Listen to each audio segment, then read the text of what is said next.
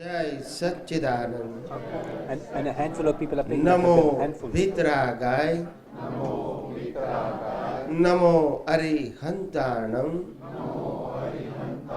Namo Siddhanam. Namo Ayarhiyanam. Namo Vassayanam. Namo Loe Sava Sahunam. ऐसो पंच नमुकारो ऐसो पंचन मुक्कारो सव पाभपणासनो सौव पावपणासनो मंगलानंच सव्वेसिं मंगलाणं च सव्वेसिं परमं हवै मंगलम। परमं हवै मंगलम्।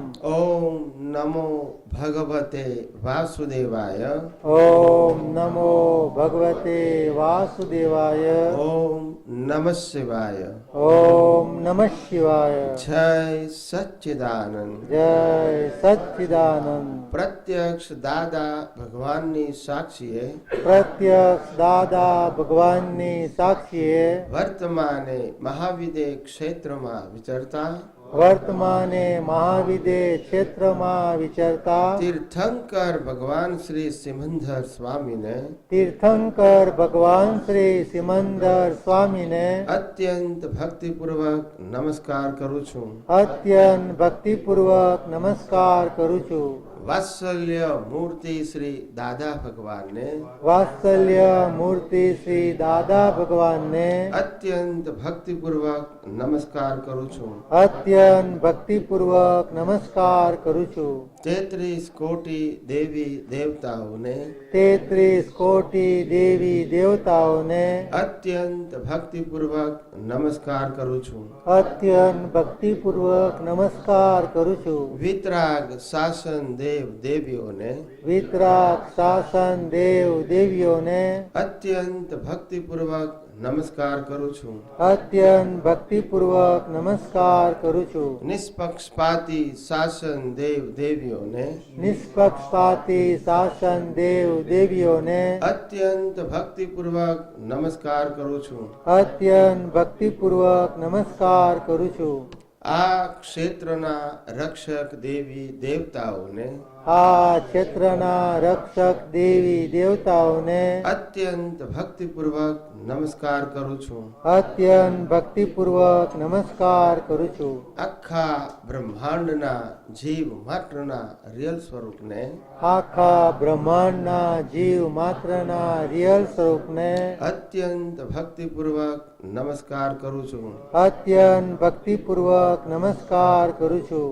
જગત ભરના સંત પુરુષોનું યોગબળ જગતભરના સંત પુરુષોનું યોગ જગત ભરના સત્પુરુષોનું યોગબળ જગતભરના સત્પુરુષોનું યોગ બળ અને પ્રગટ જ્ઞાની પુરુષ દાદા ભગવાનનું યોગબળ અને પ્રગટ જ્ઞાની પુરુષ દાદા ભગવાનનું યોગ બળ સમસ્ત વિશ્વનું કલ્યાણ કરો, કલ્યાણ કરો, કલ્યાણ કરો। સમસ્ત વિશ્વનું કલ્યાણ કરો, કલ્યાણ કરો, કલ્યાણ કરો અને કલ્યાણ કરવાનું નિમિત્ત બનવાની અને કલ્યાણ કરવાનું નિમિત્ત બનવાની આમ સૌ મહાત્માઓને આમ સૌ મહાત્માઓને પરમ શક્તિ આપો, શક્તિ આપો, શક્તિ આપો। પરમ શક્તિ આપો, શક્તિ આપો, શક્તિ આપો। જગતના સર્વ જીવો સુખ અને શાંતિને પામો। જગતના સર્વ જીવો સુખ અને શાંતિને પામો। જગતના સર્વ જીવો સમાધાનને પામો। જગતના સર્વ જીવો સમાધાનને પામો। જગતના સર્વ જીવો મોક્ષને પામો। જગતના સર્વ જીવો મોક્ષ જગત કલ્યાણ હો, જગત કલ્યાણ હો, જગત કલ્યાણ હો, જગત કલ્યાણ હો, જગત કલ્યાણ હો। જગત કલ્યાણ હો। निज स्वभाव से सद्गुरु निज स्वभाव से सद्गुरु गुरु लघु सर्वज्ञ है। गुरु પ્રભુ સર્વજ્ઞ હે સૂક્ષ્મતમા સિદ્ધ પરમ ગુરુ સૂક્ષ્મતમા સિદ્ધ પરમ ગુરુ સત્યમ નિશ્ચય વંદ્ય સત્યમ નિશ્ચય વંદ્ય હે 33 કોટી દૈવગણ 33 કોટી દેવગણ વિશ્વહિતાર્થે સ્વાગતમ વિશ્વહિતાર્થે સ્વાગતમ જગ કલ્યાણક યજ્ઞ મેં જગ કલ્યાણક યજ્ઞ મેં મંગલમય દ્યો આશિષમ મંગલમય દ્યો આશિષમ સિદ્ધ સ્વરૂપી મૂર્તમો સિદ્ધ સ્વરૂપી મૂર્તમો ગલતી ભૂલકો માપી દો ગલતી ભૂલકો માફી દ્યો વ્યવહારે સદબુદ્ધિ હો વ્યવહારે સદબુદ્ધિ હો નિશ્ચય મેં અભિવૃદ્ધિ દો નિશ્ચય મેં અભિવૃદ્ધિ દ્યો જય સચ્ચિદાનંદ જય સચ્ચિદાનંદ જય સચ્ચિદાનંદ જય સચ્ચિદાનંદ જય સચ્ચિદાનંદ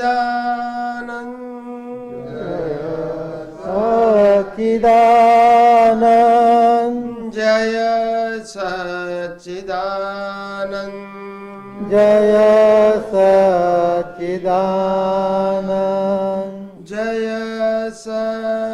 સચ્ચિદાનંદ જય સચ્ચિદાનંદ જય સચ્ચિદાનંદ જય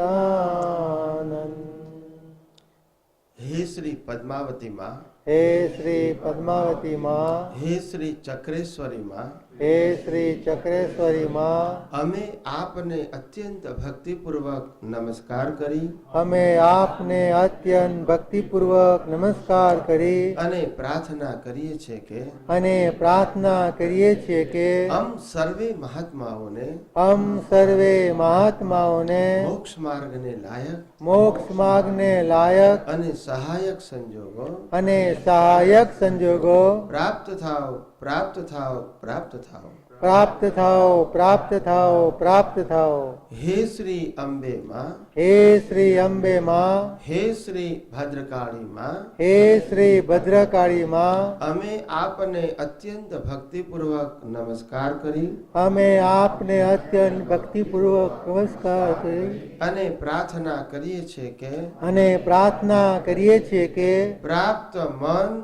વચન કાયાથી પ્રાપ્ત મન વચન કાયાથી આ જગતના કોઈ પણ જીવને આ જગતના કોઈ પણ જીવને કિંચિત માત્ર પણ દુઃખ ન થાય કિંચિત માત્ર પણ દુઃખ ન થાય તેવી સ્યાદવાદ વાણી તેવી સ્યાદવાદ વાણી સ્યાદવાદ વર્તન સ્યાદવાદ વર્તન અને સ્યાદવાદ મનન કરવાની અને સ્યાદવાદ મનન કરવાની પરમ શક્તિ આપો પરમ શક્તિ આપો જય સચ્ચિદાનંદ જય સચ્ચિદાનંદ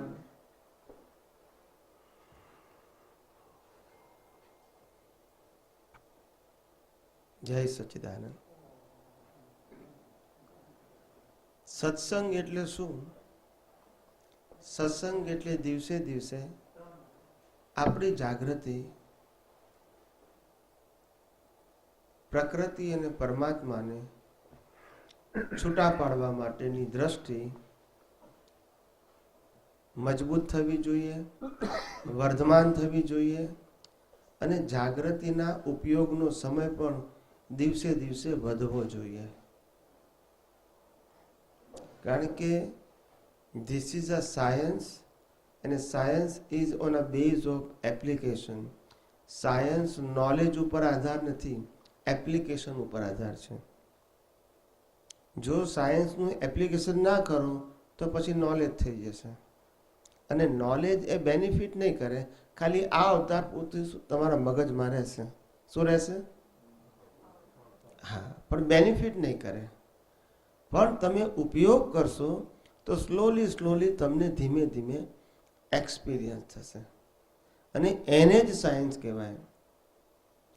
ઉપયોગમાં આવે તો જ સાયન્સ કહેવાય, નહીં તો નોલેજ કહેવાય.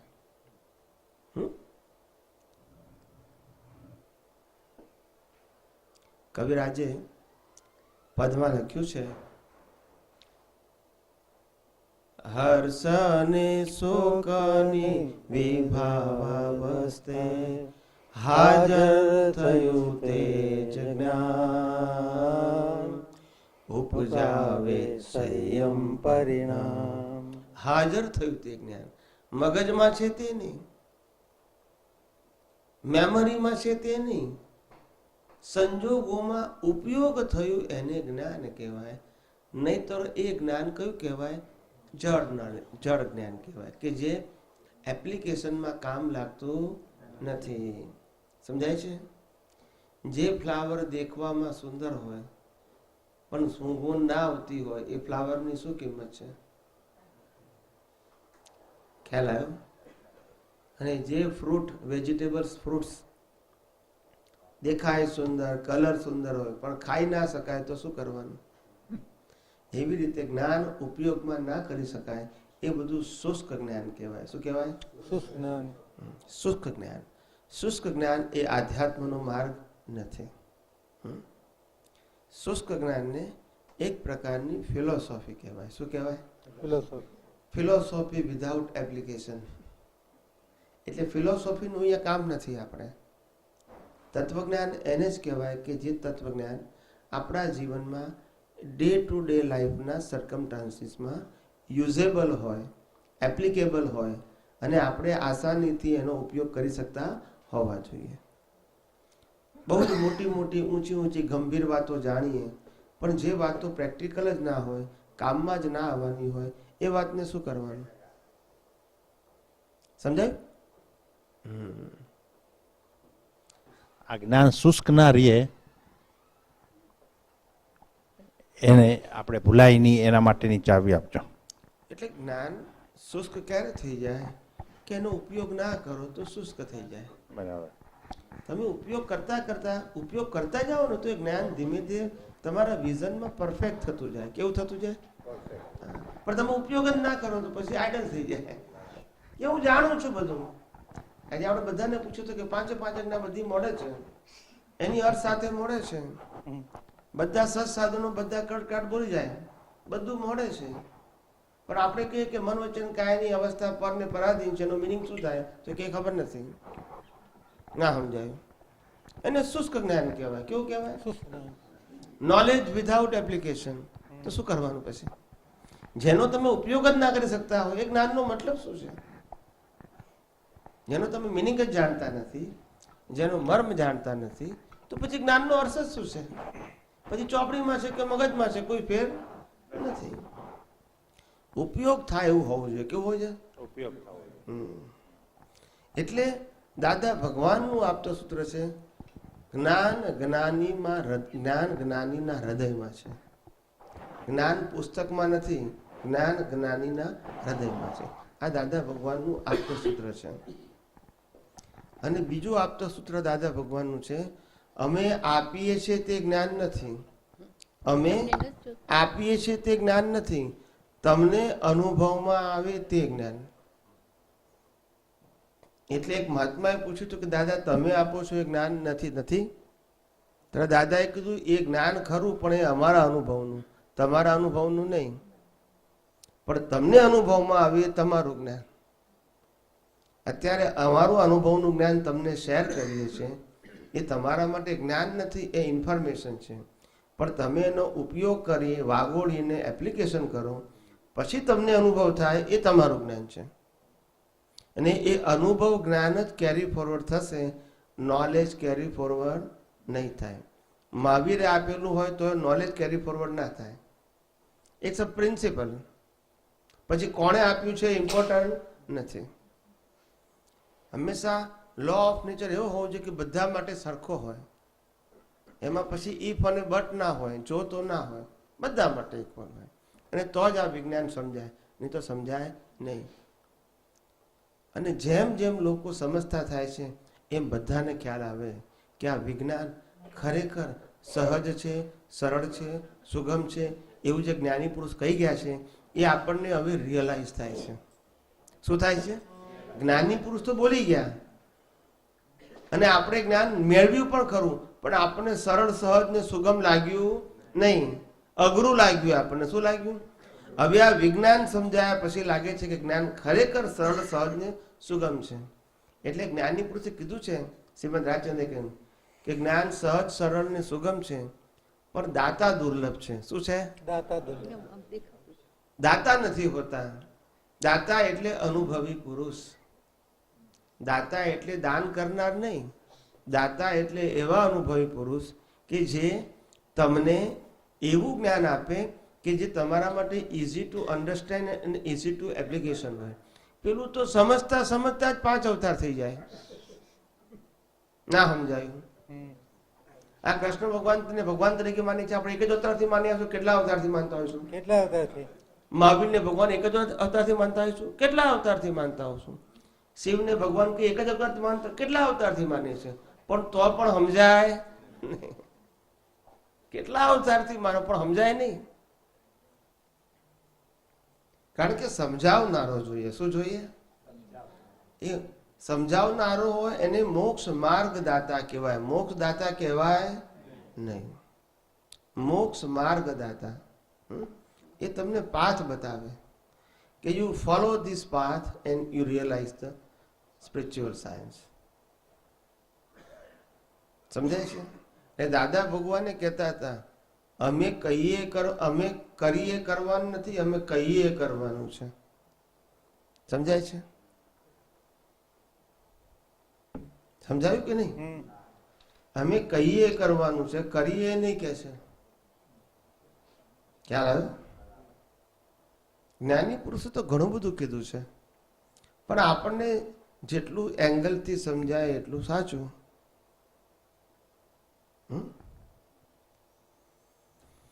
જય સચ્ચિદાનંદ. જય સચ્ચિદાનંદ. વધારે આના વિશે જાણવું હતું કે કેવળ જ્ઞાન પછીના જે કર્મ હોય છે, આયુષ્ય કર્મ, નામ કર્મ, ગોત્ર કર્મ ને બધા, તો એ બધા એકી સાથે ઉકલે કે એક પછી એક ઉકલે જ્યારે નિર્વાણ પામે ત્યારે? અને બીજું એ જાણવું હતું કે વેદ નિયમમાં 2 હોય, શાતા અને અશાતા. તો અશાતા સમજાય છે, પણ શાતા એટલે ફક્ત સુખ જ કે બીજું કાંઈ એમાં આવે? કહો.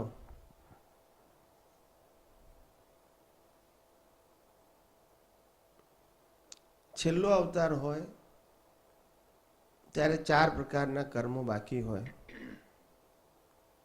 નામ કર્મ, ગોત્ર કર્મ, વેદનીય કર્મ અને આયુષ્ય કર્મ. આ 4 કર્મનું એક ટાઇટલ અઘાતી કર્મ. આ અઘાતી કર્મો છેલ્લા અવતારમાં હોય અને કેવળ જ્ઞાન પછી પણ હોય. આના આ 4 નિર્વાણ થાય ત્યાં સુધી આ 4 પ્રકારના કર્મો આપણને જેમ મોકલે છે એમ જ એને મોકલે, કોઈ ફેર ના હોય.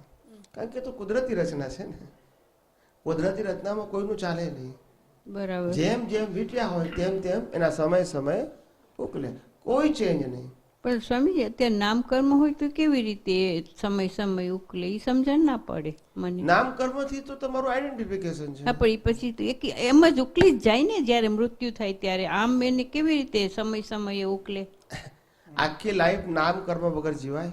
ના એટલે જ તો ને, પછી સમય સમય ઉકલે જ છે ને. એ તો એ જ નથી સમજાતું કે સમય સમય કેવી રીતે ઉકલે.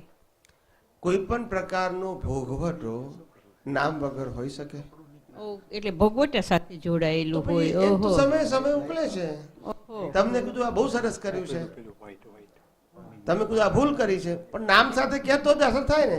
વગર નામથી કહે તમને અસર થાય? ઓ એટલે હું એમ સમજી કે એ બધું તો સાતા અસાતામાં આવી જાય. ઓહો. નામ કર્મ જુદું અને વેદનીય કર્મ જુદું.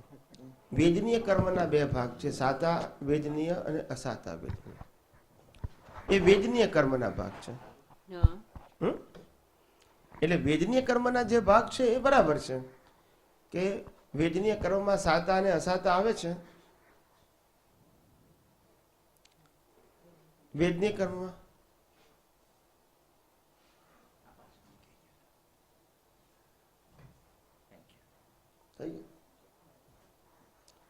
વેદનીય કર્મમાં સાતા અને અસાતા આ બે ભાગ છે એના. વેદનીયનો મતલબ થાય ઇંગ્લિશમાં એને સફરિંગ કહે છે અને ગુજરાતીમાં એને ભોગવટાના કર્મો કહે છે. પછી ભોગવટાના કર્મોના બે ભાગ પડ્યા, સાતા વેદનીય અને અસાતા વેદનીય. ખ્યાલ આવ્યો? ના. પણ બંનેનું મૂળ ટાઇટલ છે વેદનીય. આપણને લાગે કે આપણે દુઃખ જ વેદીએ છીએ, પણ સુખ પણ વેદના છે. એ સામાન્ય માણસોને સમજાતું નથી. હા. સામાન્ય માણસોને સુખ સમજાતું નથી. વેદનાનો મતલબ થાય વેદનીય કર્મ એટલે બંધન. શું કહેવાય? બંધન. પણ એક ગમતું બંધન છે પ્રકૃતિને, એક નથી ગમતું બંધન. પણ બે બંધન જ છે. બંધન એટલે બોન્ડેજીસ. Our whole life is connected with different kind of bondages, and we all have a suffer, all kind of suffering without choice. A compulsory છે. એટલે સુખ એ પાપ પુણ્ય. આ દેવ લોકોને જે સુખ હોય ને એ બહુ બોજો લાગે, ઓહો. પણ આપણને ખબર ના પડે કેમ બોજો લાગે એને. કારણ કે લાઈફની અંદર કોઈ વિવિધતા જ નહીં. કેવું લાગે? પણ સુખમાં એ રોજ તમને એમ કે રોજ 365 દિવસ તમારે લગ્નમાં જવાનું તૈયાર થઈને તમને શું લાગે? પછી કંટાળી જાઓ. એમ થાય કે હવે આપણે ઉપર પહોંચી જઈએ તો પાર આવે. ના રોજ પણ જવું એના કરતા એમાં સુખમાં એ વેરાયટી તો હશે ને લોકોને. ત્યાં કશી જ ના હોય. નહીં માં, નહીં બાપ, નહીં વાઈફ, નહીં હસબન્ડ, નહીં છોકરા, નહીં સાસુ સસરા, નહીં ફાધર મધર, નહીં. સુખ છે એનું માણવાનું એમ પૂછું છું. ખાવાનું નહીં, પીવાનું નહીં, કશું જ નહીં. માણસ એનું સુખ એમ પૂછું છું. એ લોકોને દુઃખ નથી એનું સુખ છે. સુખ નથી, દુઃખ નથી કોઈ જાતનું. નથી શારીરિક સફરિંગ, નથી માનસિક સફરિંગ, નથી વાણીનું સફરિંગ, નથી ફેમિલી સફરિંગ, નથી સોશિયલ સફરિંગ, નથી ઇકોનોમિકલ સફરિંગ. કોઈ સફરિંગ નથી. That is to be called happiness. ઓહો. રિયલ હેપીનેસ નથી. આ નથી એની સુખ છે. સમજાય છે ને? આ બધું સમજો ને તો તમને ખ્યાલ આવે કે દેવલોક એ સુખનું સાધન નથી, પણ એમાં નિરાકુરતા છે. કોઈ જાતની અહીંયા જેવું દુઃખ પડે છે એવું દુઃખ ત્યાં નથી. ધેટ ઇઝ એટલે કંટાળી જાય લોકો. પાછા 10-10 લાખ વર્ષનું આયુષ્ય હોય. કેટલા? 10 લાખ. હવે શું કરે? વેઢે ગણે તોય પૂરા ના થાય. 10 લાખ વર્ષ ગુણ્યા 365 કેટલા થાય? ગણી નાખો. ગણે તોય 2-3 વર્ષ થઈ જાય. કહેવાનો મતલબ કંટાળી જાય લોકો. પણ ચોઈસ નથી ને, એટલે તને સફરિંગ કીધું. It's a bondages. You have to suffer. That is no choice કે મારે સુખ નથી ભોગવવું. It is compulsory. આ કેટલાય અબજોપતિઓ એવા છે વર્લ્ડની અંદર કે જેને પૈસાનો બોજો રહે છે અને પૈસાથી આખી રાત ઊંઘ નથી. પૈસા છે એનો બોજો રહે છે અને પછી એ વિચારે કે હું શું કરું, અહીંયા ચેરિટી કરું, અહીંયા ચેરિટી કરું, અહીંયા ચેરિટી કરું. ત્યારે થોડો બોજો એને હળવો લાગે. આપણને લાગે સુખ, પણ સુખ પણ પચે નહીં. બોજો લાગે એનો. સમજાય છે?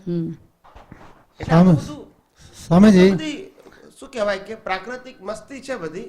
હા દાદા એને સોનાની બેડી કે સોનાની બેડી કે દાદા એને. હા, પુણ્ય છે એને સોનાની બેડી કહેવાય, દેવલોકની સોનાની બેડી કહેવાય, અને પાપને લોખંડની બેડી. બંને બેડી જ છે.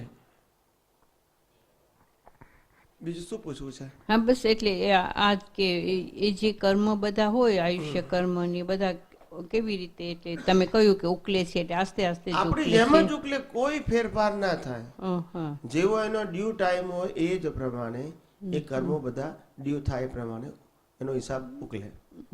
કોઈમાં કોઈ સ્પેશિયાલિટી ના હોય. છેલ્લા શ્વાસ સુધી કર્મ હોય એમને, આપણે હોય એમને હોય. ફક્ત આપણે બંધાય છે, એમને નથી બંધાતા, આટલો જ ફેર. અને જે ગોત્ર કર્મ છે એટલે ઈ જે એ તો જન્મ્યા હોય તે જન્મ્યા વર્ષે હોય જ હોય. ત્યારે જ હોય ને. હા, ઓકે, જય સચિદાનંદ. આ મર્યા પછી પણ એમનું નામ કર્મ હોય છે, કારણ કે લોકો એ જ નામથી સેલિબ્રેટ કરે છે માટે. ઓ, પછી પણ હોય છે એટલે હોય. ઓહો, કેવાય. હોય. હમ. મહાન માણસોના નામ કર્મ હોય. આજે મહાત્મા ગાંધીજીને આપણે સેલિબ્રેટ કરીએ એ એમનું નામ કર્મ છે. અને કોઈ દેવી દેવતાઓને કરીએ, તીર્થંકરને કરીએ, રામકૃષ્ણને કરીએ, એ બધાનું નામ કર્મ ગોત્ર કહેવાય. એટલે નામ કર્મ ઘણું મહત્વનું કહેવાય. તો એ યશનામ કર્મ, નામ કર્મનું એક પ્રકાર છે. એમાં યશ યશ નામ નામ. કર્મ. ઓકે. એટલે એમને ગયા પછી એમને યશ મળ્યા કરે. તો કે કેમ મેં કૃષ્ણ ભગવાન પાસે બાધા રાખીને ફળી, તો યશ કોણે આપું? કૃષ્ણ. એ કૃષ્ણ ભગવાને કર્યું. એ એમનું યશનામ કર્મ છે. નથી તો એમને યશ મળ્યા કરે. એને યશનામ કર્મ કહેવાય. બરાબર. પણ બધામાં નામ કર્મ તો કોમન આવ્યું જ ને. હા, નામ તો. નામ કર્મ વગર તમે કોણે એ કરો? હમ. એટલે નામ કર્મ તો હોય, જીવતાય હોય, મર્યા પછી પણ હોય. આવા વિશિષ્ટ પ્રકારના વ્યક્તિઓને, સામાન્ય વ્યક્તિઓને હોય પણ થોડા સમય માટે હોય. કેવા કે ભાઈ માણસ મરી જાય પછી થોડા સમય લોકો એને યાદ કરે કે ફલાણા ભાઈ તો આવા હતા, આવા હતા, એવું યાદ કરે થોડા સમય માટે, પછી ભૂલી જાય. પછી એનું કોઈ સેલિબ્રેશન ના કરે.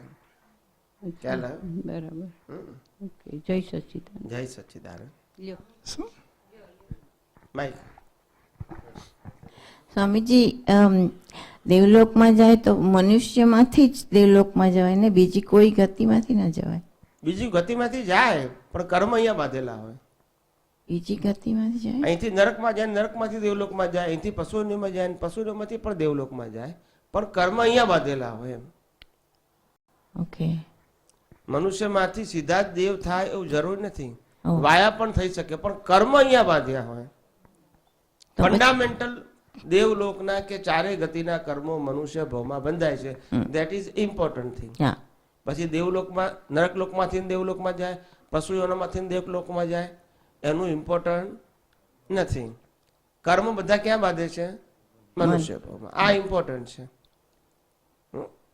પણ તો પશુ લોકમાંથી કેવી રીતે દેવમાં જાય? કર્મ અહીંયા બાંધેલા છે ને મનુષ્ય ભાવમાં. તો એટલે ખરાબ કર્મ હોય તો એ લોકો. હા, મેં વચ્ચે વાત કરી હતી ને કે મનુષ્ય ભાવની અંદર કોઈ પણ મનુષ્ય ની જે કર્મ બાંધવાની જે કેપેસિટી છે એ ઓછામાં ઓછો 1 વર્ષ અને વધારેમાં વધારે 8 વર્ષની છે. હા, એક જ વર્ષમાં 8 વર્ષના કર્મ બાંધી શકે. એટલે ગમે ત્યારે ગમે ત્યાં જઈ શકે ને. હા, એ કહ્યું કર્મ તું. અહીંયા બાંધ્યા છે પણ સ્ટોક તો પૂરો ગમે ત્યાં કરે ને. હા, એ કહ્યું તું. બીજે ઠેકાણે બાંધતા નથી પણ ભોગવવું તો પડે ને. ઓકે. એવી રીતે. એટલે કુદરતનો કાનૂન એવો છે કે કોઈ પણ વ્યક્તિ કર્મ બાંધ્યા હોય તો પહેલા લો કક્ષાના કર્મ ભોગવે. એટલે પહેલો નરગતિમાં જાય, પછી પશુ યોનિમાં આવે, ઓકે. પછી દેવલોકમાં, મનુષ્યમાં ના આવે, પછી દેવલોકમાં જાય. કારણ કે આ બધા ભોગવટાના કર્મો છે. અહીંયા પાછા કોઝ અને ઇફેક્ટ થવાની પાછી. હા. એટલે પહેલા જે કર્મ બાંધ્યા હોય મનુષ્યમાં એ બધા કર્મો બધા ભવોના પૂરે કરી પાછો સ્ટોક ખલાસ કરીને પાછો અહીંયા આગળ આવે. તો લાખ વર્ષ એ લોકોને બધાને કમ્પલસરી હોય જ બધાને દેવલોકમાં લાખ તો રહેવું જ પડે ને, છૂટકો જ નહીં ને. લાખો વર્ષ? આપણને એવું લાગે છે કે લાખો વર્ષ, આ મચ્છરોને એવું જ લાગે છે કે આપણે તો 5 માં મરી જઈએ, આ લોકો તો 100 વર્ષ જીવે છે. બોલતા નથી.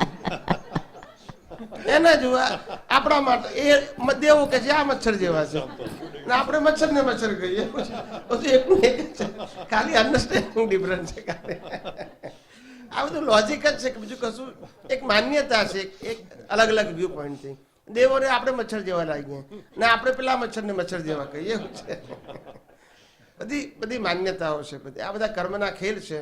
અને ખરેખર એની અંદર જે આત્મા તત્વ છે એ જ ઓળખવો, એ જ અનુભવો, એ જ માનવ જીવનનું લક્ષ્ય હોવું જોઈએ. આ તો બધું ક્ષણિક છે. શું છે? 10 લાખ વર્ષનું આયુષ્ય પણ ક્ષણિક છે. બોજો છે એક. શું છે?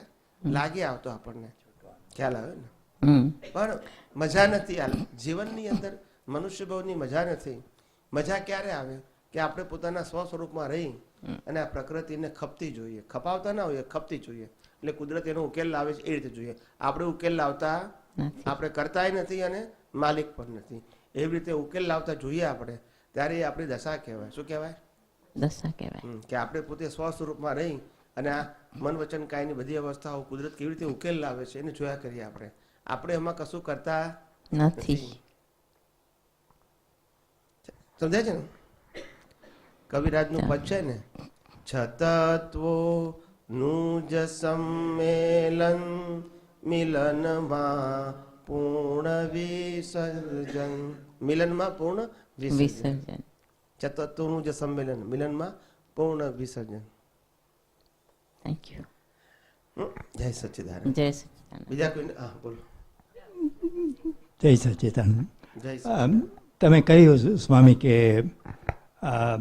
નોલેજ સાથે નથી આવતું બીજા અવતારમાં, પણ આપણે અનુભવ આવે છે. તો એવું શું થાય છે આપણે કે એમાં પરમાણુ એવા આપણે લઈએ છે કે જેનો રિઝલ્ટ આપણને બીજા લાઈફમાં અનુભવનો આવે છે ને નોલેજનો નથી આવતો? નોલેજ એટલે શું કહેવાય? નોલેજને કહેવાય સુપરફ્લુઅસ જ્ઞાન. કેવું કહેવાય? જે તમને ટચ કરતું નથી. અને અનુભવ એટલે શું? તમને ટચ થયેલું છે. So it is carry forward. Superfluous જ્ઞાન કેરી ફોરવર્ડ ના થાય. તમે તમે 25 ચોપડી વાંચી નાખી, એ કેરી ફોરવર્ડ ના થાય. પણ તમે એમાંથી જે સાર કાઢ્યો હોય જીવનમાં, એને ઉપયોગ કર્યો હોય, અનુભવ કર્યો હોય, તો એ કેરી ફોરવર્ડ થાય. ના, પણ કેરી ફોરવર્ડ કરવા માટે કાંઈક તો આપણે એવું આપણે પરમાણુ કે કેવી રીતે એનું રિઝલ્ટ કેવી રીતે આવે નેક્સ્ટ લાઈફમાં? અનુભવ વિથ યોર ડેવલપમેન્ટ.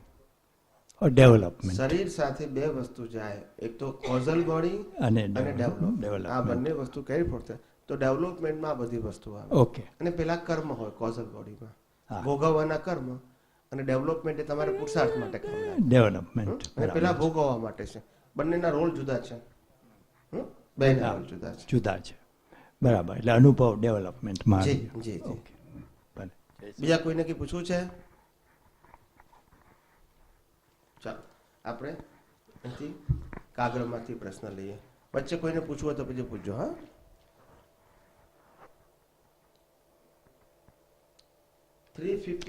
વિષય કોને કહેવાય? વિષય કોને કહેવાય અને વિષયની શરૂઆત ક્યાંથી થાય છે? વિષય શબ્દ થયો, વિષય એટલે ભોગવવું. શું કહેવાય? અને એ વિષય 5 પ્રકારના છે. કાનનો, આંખનો, નાકનો, જીભનો અને સ્પર્શનો. આ 5 પ્રકારના વિષયો છે. વિષય એટલે ભોગવવું. ભોગવવું શબ્દ થાય એમાં ખાસ શબ્દ ખ્યાલ આવવો જોઈએ. ભોગવવું એટલે ટુ એટેચ એને વિષય કહેવાય, અને ટુ ડિટેચ એને વિષય ના કહેવાય. શું કીધું? ટુ એટેચ એને વિષય કહેવાય, અને ટુ ડિટેચ તો એને વિષય ના કહેવાય. દુનિયાની ભાષામાં વિષય હોય તોય ભગવાનની ભાષામાં કે કુદરતની ભાષામાં એને વિષય કહેવાતો નથી. તમે ડિટેચ હોવ તો. એટલે તો મેં કાલે વાત કરી હતી કે ઋષભદેવ ભગવાનને 102 પુત્રો હતા તોય મોક્ષે ગયા, અને આપણે એક હોય તો અહીંયા ફર્યા કરીએ છીએ. કારણ કે એટેચ છીએ ને, એ લોકો ડિટેચ હતા. ના સમજાયું? કૃષ્ણ ભગવાનને 1600 રાણીઓ હતી તોય નૈષ્ઠિક બ્રહ્મચારી હતા, અને આપણે એક હોય તો એ અબ્રહ્મચારી કહેવાય. ના સમજાયું? એટલે આ બધી વાતો સમજવી પડે. Because of the detach, because of the separation, because of the he knows the fact of universe through his vision, and he realized the fact that happiness is not come out from the outside or through the senses or through the body. It is my own nature. પછી attach થવાનો પ્રશ્ન આવે જ નહીં ને. ઉદય જુદી વસ્તુ છે, પણ એટેચ ના થાય. That is the fundamental and basic principle of a spiritual science. Separation is the biggest upyog, biggest experience, and it's the biggest achievement in a human life. એ જ મોટામાં મોટો ઉપયોગ છે, એ જ મોટામાં મોટો પુરુષાર્થ છે, અને એ જ મોટામાં મોટો અનુભવ છે, એ જ મોટામાં મોટું સેપરેશન છે. આ બહુ જ મોટી વસ્તુ છે. વિષય કોને કહેવાય અને વિષયની શરૂઆત ક્યાંથી થઈ? વિષયની શરૂઆત એક ઇન્દ્રિયથી થાય, સ્પર્શેન્દ્રિય, પછી ખાવાની ઇન્દ્રિય આવે, સ્વાદેન્દ્રિય, સ્પર્શેન્દ્રિય, પછી સ્વાદેન્દ્રિય, પછી ઘ્રાણેન્દ્રિય એટલે સૂંઘવાની ઇન્દ્રિય, પછી ચક્ષુ ઇન્દ્રિય, અને છેલ્લી કર્ણેન્દ્રિય. આવી રીતે 5 ઇન્દ્રિયો આ રીતે સ્ટેપમાં કામ કરે છે. સમજાય છે? જેને કાન હોય એને 5 ઇન્દ્રિય હોય જ. શરૂઆત પણ એકેન્દ્રિય એટલે સ્પર્શથી શરૂઆત થાય. Start from the first sense only skin. સ્ત્રી વિષય શું છે અને તેનું પરિણામ શું છે? સ્ત્રી વિષય એ કશું નથી. પુરુષને ભોગવવાની ઈચ્છા એને સ્ત્રી વિષય કહેવાય, અને પુરુષને ભોગવવાની ઈચ્છા એને સ્ત્રી વિષય, પુરુષ વિષય કહેવાય. એટલે એકબીજાને ભોગવવાની ઈચ્છા છે તેને વિષય કહેવાય. શું કહેવાય? અને વિષય ભોગવવાની ઈચ્છાની સામે સુખની બિલીફ છે. એ સુખની બિલીફને જ ભોગવવું કહેવાય, નહીતર તો હિસાબ કહેવાય.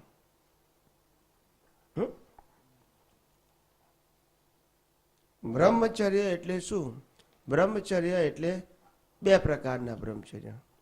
બ્રહ્મચર્યની ફાઇનલ ડેફિનેશન છે અથવા તો અલ્ટિમેટ ડેફિનેશન છે. બ્રહ્મની અંદર ચર્યા કરવું એટલે કે પોતાના આત્મ સ્વરૂપમાં રહેવું, એનું નામ ઉત્કૃષ્ટ પ્રકારનું બ્રહ્મચર્ય છે. કે જેનો પોતાનો દેહાધ્યાસ ખલાસ થઈ ગયો હોય અને નિરંતર આત્મામાં રહેતો હોય એને બ્રહ્મચારી કહેવાય. પણ લૌકિક ભાષામાં, જગતની ભાષામાં બ્રહ્મચર્ય એટલે કે વિષય ના ભોગવવો તે. પણ આ definition it is not correct. કળિયુગની અંદર આ વસ્તુ પોસિબલ નથી. એટલે જ્ઞાનીઓએ કીધું કે ભાઈ એક પત્ની વ્રત કે એક પતિવ્રતને અમે આ કળિયુગમાં છૂટ આપી છે, બ્રહ્મચારી જ કહેવાય ને, પણ બીજા ઉપર દ્રષ્ટિ વગાડવી નહીં. મેં બ્રહ્મચર્યની વ્યાખ્યા કળિયુગમાં જુદી આપી છે. અમે કીધું કે આ કળિયુગની અંદર બ્રહ્મચર્ય એટલે કે વીર્યની ઇકોનોમી, અને તમામ વ્યક્તિઓ માટે આ બ્રહ્મચર્ય જરૂરી છે. સંસારી હોય, ધાર્મિક હોય કે આધ્યાત્મિક હોય, ફોર ઓલ, બીકોઝ ધ બ્રહ્મચર્ય એટલે વીર્યની ઇકોનોમી, એટલે ટુ સેવ યોર પાવર. અને એ પાવર દ્વારા તમે તમારા વ્યવહાર જીવનમાં સારા શિક્ષક, સારા ટીચર, સારા વિદ્યાર્થી, સારા સાયન્ટિસ્ટ, સારા ડૉક્ટર, સારા લોયર, સારા ચાર્ટર્ડ એકાઉન્ટન્ટ, સારા નેતા, સારા અભિનેતા, સારા ધર્મગુરુ, બધા સારા મળે. પણ ક્યારે? વીર્યની ઇકોનોમી હોય ત્યારે. Don't waste your power unnecessarily without any purpose. એટલે હું આ કાળમાં વીર્યની ઇકોનોમીને હું બ્રહ્મચર્ય કહું છું. વિષય ના ભોગવવો એને બ્રહ્મચર્ય નથી કહેતો, વીર્યની economy. Like you use your money. તમે પૈસા જેમ ગણી ગણીને વાપરો છો, સમજી સમજીને વાપરો છો, વેડપતા નથી, એવી રીતે આ વીર્યની પણ તમે ઇકોનોમી કરો તો એ આ કાળનું શું છે? બ્રહ્મચર્ય છે. સ્વામી જી, મહાવ્રતમાં મૂકેલું છે બ્રહ્મચર્ય. એમ કહે છે કે મહાવીર સ્વામીએ એ મૂકેલું હતું. તો એમાં કેવી રીતે હતું કે એ બ્રહ્મચર્ય એમાં સેમ તમે કહો છો એ જ વીરની? ભગવાન મહાવીરે બ્રહ્મચર્ય મૂક્યું ને એ પહેલા 4 હતા. બ્રહ્મચર્ય હતું જ નહીં. 22 તીર્થંકરો વખતે હતું જ નહીં. પહેલા તીર્થંકર વખતે હતું નહીં. મહાવીર વખતે બ્રહ્મચર્ય આવ્યું. 1 થી 23 તીર્થંકરો વચ્ચે બ્રહ્મચર્ય વ્રત જ ન હતું. કારણ કે બ્રહ્મચર્ય પરિગ્રહમાં આવી જતું હતું. શું આવી જતું હતું? સ્ત્રી માટે પુરુષ પરિગ્રહ અને પુરુષ માટે સ્ત્રી પરિગ્રહ. ખ્યાલ આવી ગયો ને? પરિગ્રહનો મતલબ થાય કે આપણે છોડવું હોય તો એ છૂટે નહીં, એનું નામ પરિગ્રહ કહેવાય. એના હિસાબથી છૂટે, એના સમય છૂટે, પણ આપણે છોડી શકીએ નહીં, એને પરિગ્રહ કહેવાય. એટલે પુરુષ અને સ્ત્રી એકબીજા માટે પરિગ્રહ હતા. 1 થી 23 તીર્થંકર વખતે આ જાગૃતિ લોકોને રહેતી હતી. એટલે જેમ વસ્તુનો પરિગ્રહ છે એમ આ વ્યક્તિનો પરિગ્રહ માનતા હતા. એટલે એને અલગ સેપરેશન બ્રહ્મચર્ય પાળવાની જરૂર, કહેવાની જરૂર નથી. જેમ આઈસ્ક્રીમમાંથી મને સુખ મળે છે એમ પુરુષ સ્ત્રીમાંથી સુખ મળે છે, પણ આ બંને પરિગ્રહ છે. That is the concept before lord Mahavir. Mahavir આવ્યા પછી ખબર પડી કે આ કળિયુગ છે, કાળ બદલાવાનો છો, લોકો સ્ત્રી અને પુરુષને પરિગ્રહ નહીં માને, માટે એમને બ્રહ્મચર્ય શબ્દ ઉમેર્યો. Because the common people, they understand and they know the value of brahmacharya. That is the reason they put up the particular આપણે 5th મહાવ્રત કે બ્રહ્મચર્ય. એક રીઝન થી મૂક્યું એમને, સમજાયું ને? પણ એમનો ધ્યેય કેવી રીતે, આ વિષય પ્રત્યે હતો કે આ તમે જે કહો છો વીર્યની ઇકોનોમી, કે એક્ઝેક્ટલી શું હતું મહાવીર સ્વામી? મહાવીર ભગવાન વખતે તો આ 5 મહાવ્રત હતા. એ 5 મહાવ્રત એ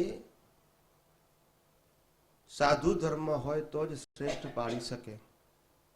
સંસારી વસ્તુઓ એને એક્ઝેક્ટ પાળી શકે નહીં. એ બટ નેચરલ હતું. બરાબર.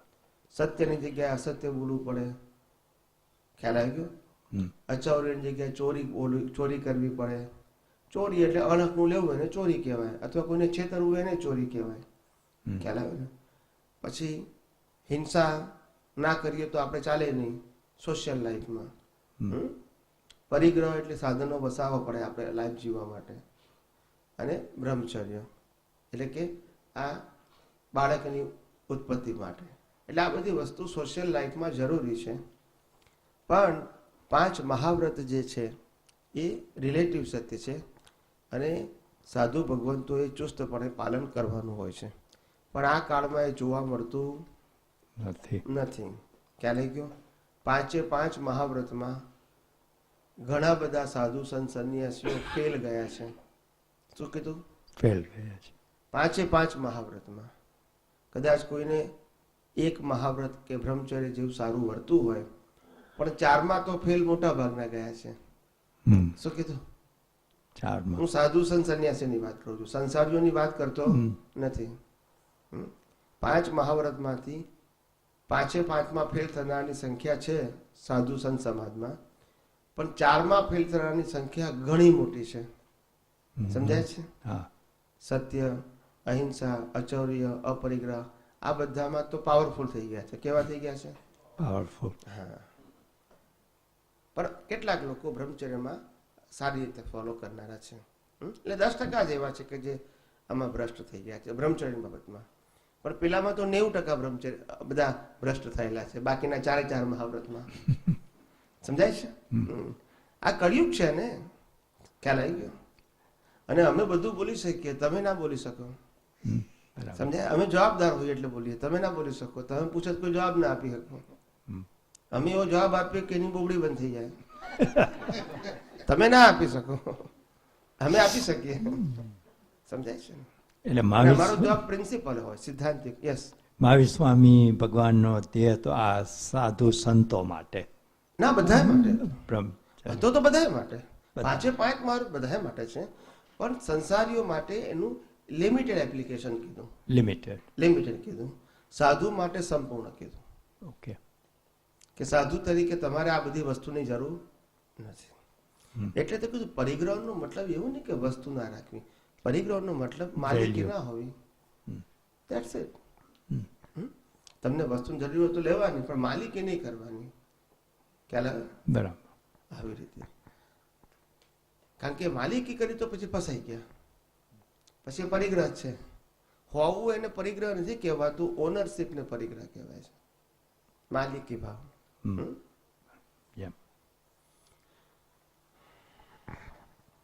નૈષ્ઠિક બ્રહ્મચારી કોને કહેવાય? નૈષ્ઠિક બ્રહ્મચારી એટલે જેની નિષ્ઠામાં બ્રહ્મચર્ય છે તે.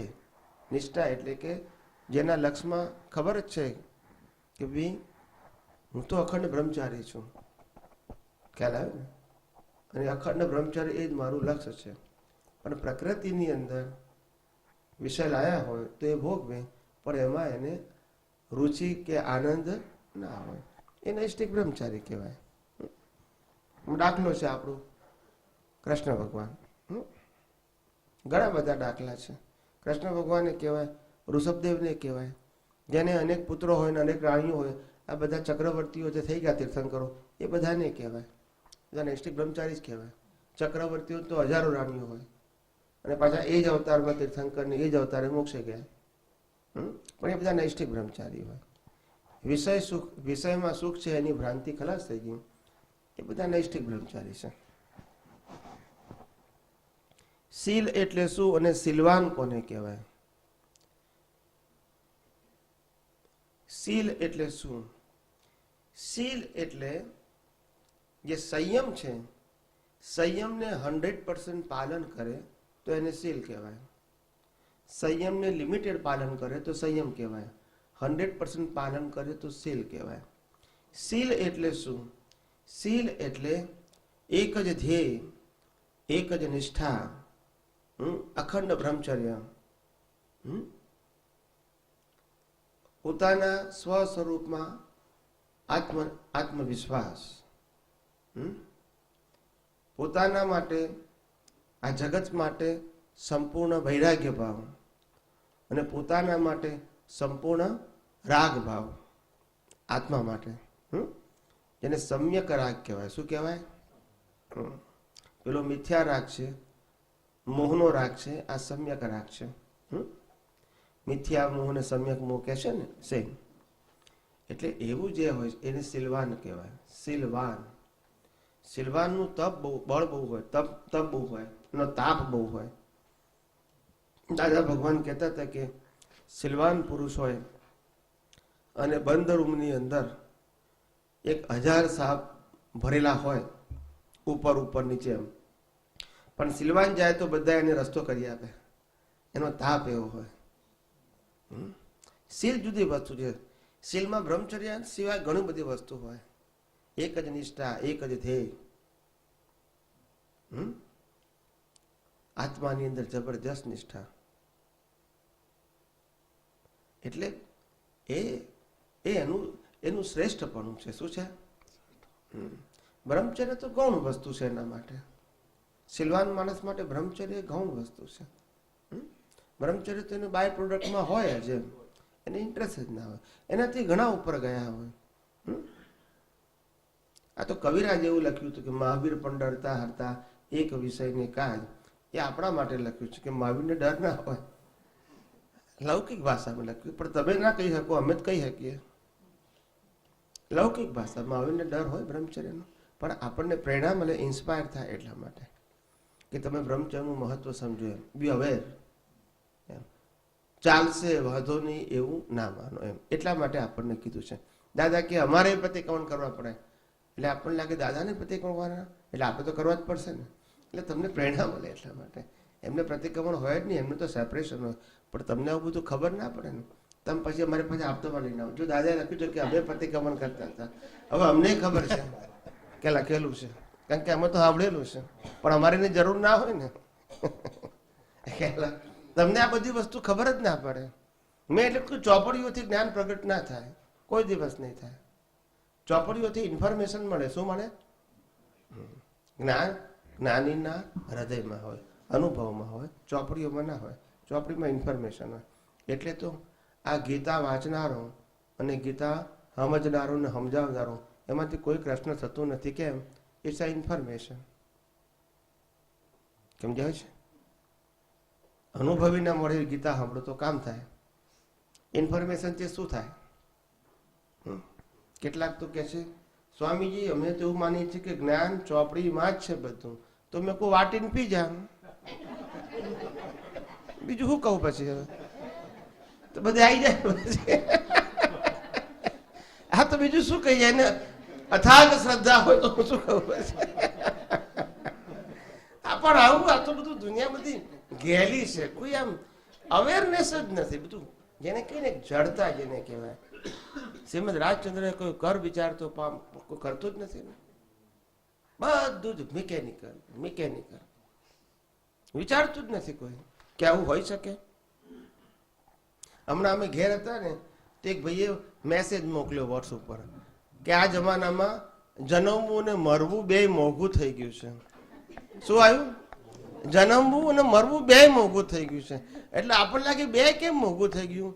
કે જન્મે છે ત્યારે સિઝેરિયન થી જન્મે છે એટલે ખર્ચો કરવો પડે, અને મરે છે ત્યારે પેલું શું કે છે વેન્ટિલેટર ઉપર રાખ્યા એટલે ખર્ચો કરવાનો. ના સમજાયું?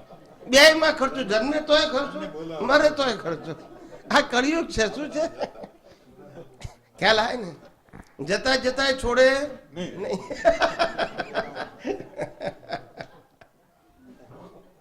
તમે કહો, તમે છોકરા કે બાપા હવે આટલો બધો ખર્ચો શું કામ કરવો છે? મારા પૈસા છે કે તારા થોડા છે? જેટલા વાપરાય એટલા આ છે, પછી તો મૂકીને જ જવાના છે. એટલે આ કાળ કળિયુગ છે આખો. અને કળિયુગમાં તમે જુઓ ને ત્યારે આપણને ખ્યાલ આવે કે હું ખરેખર જોઉં છું ને ત્યારે મેં જોયું છે કે આ કાળની અંદર હ્યુમેનિટીનું સ્તર બહુ લો ગયું છે, વેરી લો. ખરેખર કહું છું. ઘણી વખત મને માનવતા ઉપર એકદમ જાતનું એમ એ થાય, વૈરાગ્ય આવે કે આ કેવા જીવો છે. મનુષ્યથી એને માનવતા ખલાસ કરી નાખી, હ્યુમેનિટી જ નથી. કેટલું બધું કપટ, વેરઝેર, ઈર્ષ્યા, આમ ગળથુથીમાં એટલું વણાઈ ગયું છે ને, અને ભૂલ કહેવાય તે ખબર નથી. કેટલા બધા બ્લાઇન્ડ કે આ ભૂલ છે એ ખબર નથી. હવે આપણને થાય કે એની ગતિ કેવી થશે. હું આ બધું જોયા કરું કે આ માણસો આટલા બધા બ્લાઇન્ડ કેમ છે. સમજાય છે?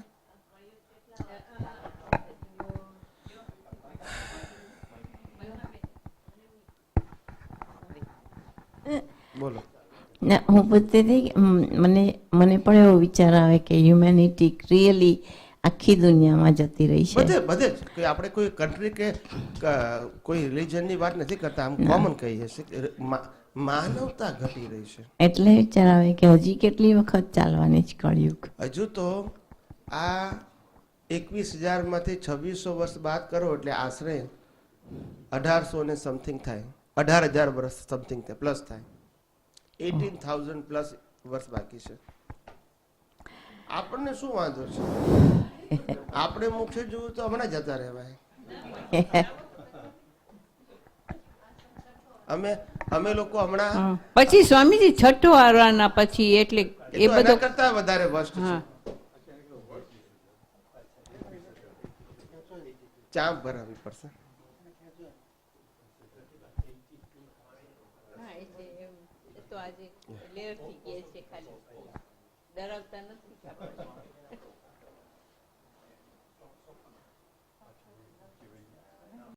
યા જય સચ્ચિદાનંદ.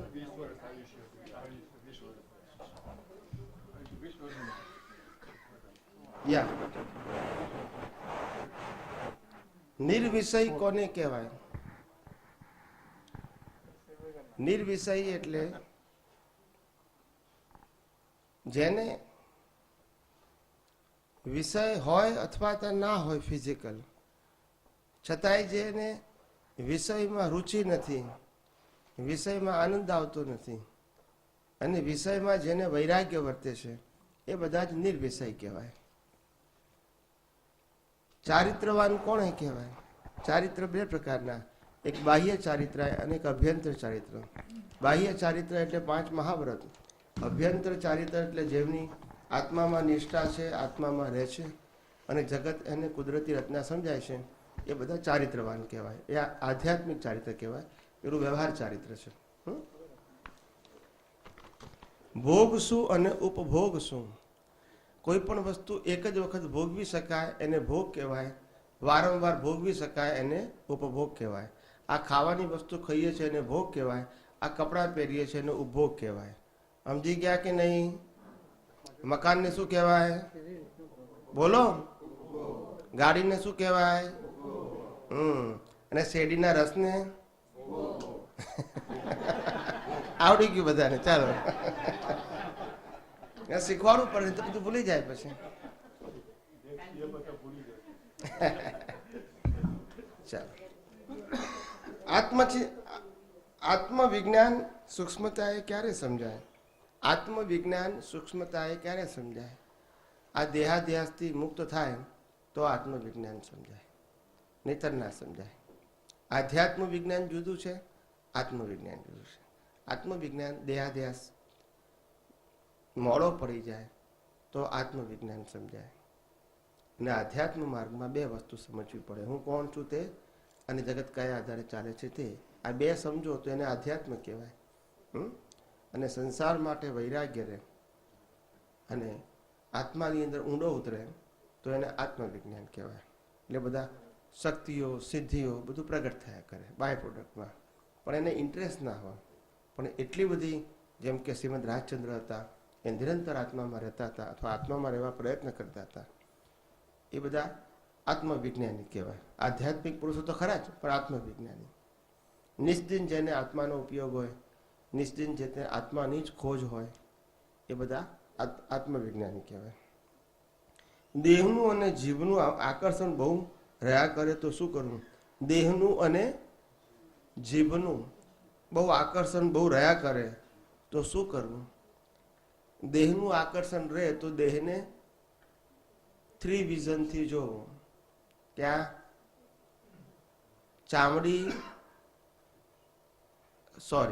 કપડા કાઢી નાખેલો દેહ પહેલું સ્ટેજ, ચામડી કાઢી નાખેલો દેહ બીજું સ્ટેજ, અને આંતરડાને બધું કાપી નાખેલો દેહ. આ રીતે જુઓ એટલે દેહ ઉપર વૈરાગ્ય આવે. બીજી રીતે જોઈએ તો આ 5 ઇન્દ્રિયો અને આ શરીરના બધા અંગો દિવસે દિવસે નાદારી કાઢે છે, એવું વૈરાગ્યનું ચિત્ર જુઓ એટલે ખ્યાલ આવે, પછી મોહ આવે નહીં. 365 દિવસ સવાર સાંજ દાંતણ કર કરો તોય દાંત પડે ને પડે. રોજ તમારે આંખમાં ટીપા નાખો તો એ નંબર આવે ને આવે જ. સમજાય છે? કાનમાં ગમે એટલી દવાઓ નાખો તો એ બેરાસ આવે ને આવે. સમજાય છે? એક ખાલી જીભ ગયડી ના થાય. ખ્યાલ આવ્યો? છે લૂલી હાડકા વગર નહીં, પણ ભલભલાને હાડકા ભગાવે એવી છે.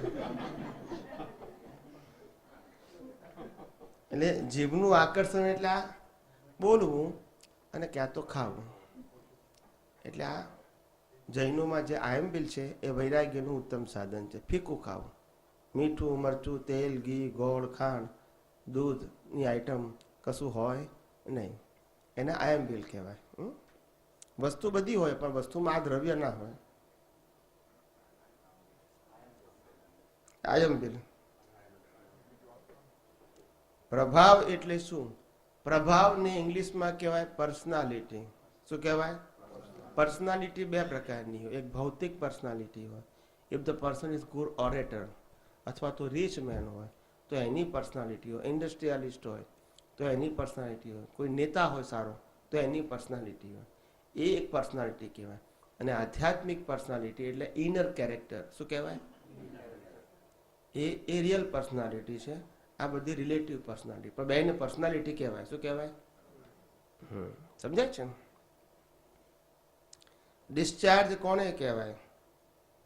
ડિસ્ચાર્જ એટલે કે જેમાં આપણી સ્વતંત્રતા નથી અને ઓટો મોડથી ઓટોમેટિક ચાલ્યા કરે છે આપણું મન વચન કાયાનું લાઈફ, એને ડિસ્ચાર્જ કહેવાય. અને મન વચન કાયામાં હું મન બોલું એટલે અંતસ્કરણ સમજી લેવાનું. વિચાર અને ડિસ્ચાર્જની શું લિંક છે? વિચારને ડિસ્ચાર્જની એક જ વસ્તુ છે. વિચારમાં ડિસ્ચાર્જમાં વિચાર તો આવે, પણ વિચાર બે પ્રકારના છે. એક દ્રવ્ય મન અને બીજું ભાવ મન. દ્રવ્ય મન ડિસ્ચાર્જમાં થાય, ભાવ મન ચાર્જમાં થાય. સાચો ભક્ત કોને કહેવાય? સાચો ભક્ત એને કહેવાય કે જે બહારના ભગવાનને ના માને તે. અંદરના ભગવાનને માને સાચો કહેવાય, બહારના ભગવાનને માને ઠગ ભગત કહેવાય. ના સમજાયું? ભગવાનને માને લોકોને ઠગે, ભગવાનને માને લોકોને ઠગે, એ બધા ઠગ ભગવાન. ના સમજાયું? અંદરના ભગવાનને માને સાચો ભગત કહેવાય. આ તો બધી મારી વ્યાખ્યાઓ છે ભાઈ. આ બધી ચોપડીઓમાં ના ખોડશો પાછું.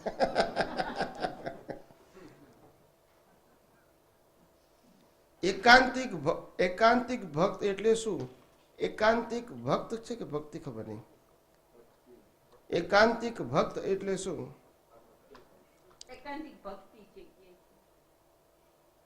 ખબર નહીં ભાઈ. સાચો ભક્ત છે ને એકાંતિક ભક્ત એટલે શું? એકાંતિક ભક્ત એટલે કે કોઈ એક વ્યક્તિને માની અને જીવવું એને એકાંતિક ભક્ત કહેવાય. પછી બીજું કશું ખબર પડે, ટૂંકમાં વ્યક્તિ વિશેષની ભક્તિ એ એકાંતિક ભક્તિ કહેવાય. શું કહેવાય? કોઈ પણ વ્યક્તિને ભગવાન તરીકે માનીને જીવવું એને એકાંતિક ભક્તિ કહેવાય. અને આત્માને ભગવાન માનીને જીવવું એ યથાર્થ ભક્તિ કહેવાય. કેવી કહેવાય? પેલી એકાંતિક કહેવાય ને પેલી યથાર્થ કહેવાય. એકાંતિક એટલે કોઈ એક વ્યક્તિને સિમ્બોલ તરીકે ભગવાન માનો છો, એ બધું એકાંતિક જ કહેવાય. ગમે તે નામ હોય, નામ સાથે નિસ્બત નથી, પ્રિન્સિપલ સાથે નિસ્બત છે. ભક્ત અને જ્ઞાની એ બેમાં ફેર શું? ભક્ત અને જ્ઞાની એ બેમાં ફેર શું? ભક્ત હોય એ ક્યાં તો બહારના ભગવાનને ભજતો હોય અને ક્યાં તો અંદરના ભગવાનને લક્ષમાં રાખતો હોય. અને જ્ઞાની એટલે પ્રકૃતિ અને પરમાત્માને છૂટા જોતા હોય એનું નામ જ્ઞાની. ભગવાન કોને કહેવાય? ભગવાન એને કહેવાય જેને નામ નથી, રૂપ નથી, જન્મ મરણ નથી અને જે કાયમના છે એનું નામ ભગવાન. જેને નામ છે, રૂપ છે, જન્મ મરણ છે અને ટેમ્પરરી છે એને ભગવાન કહેવાય નહીં. પછી જે હોય તે.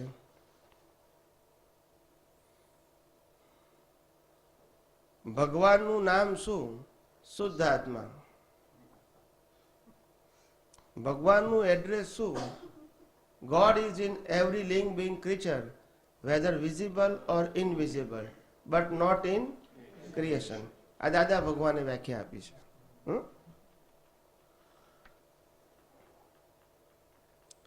ભગવાન સાકારી છે કે નિરાકારી?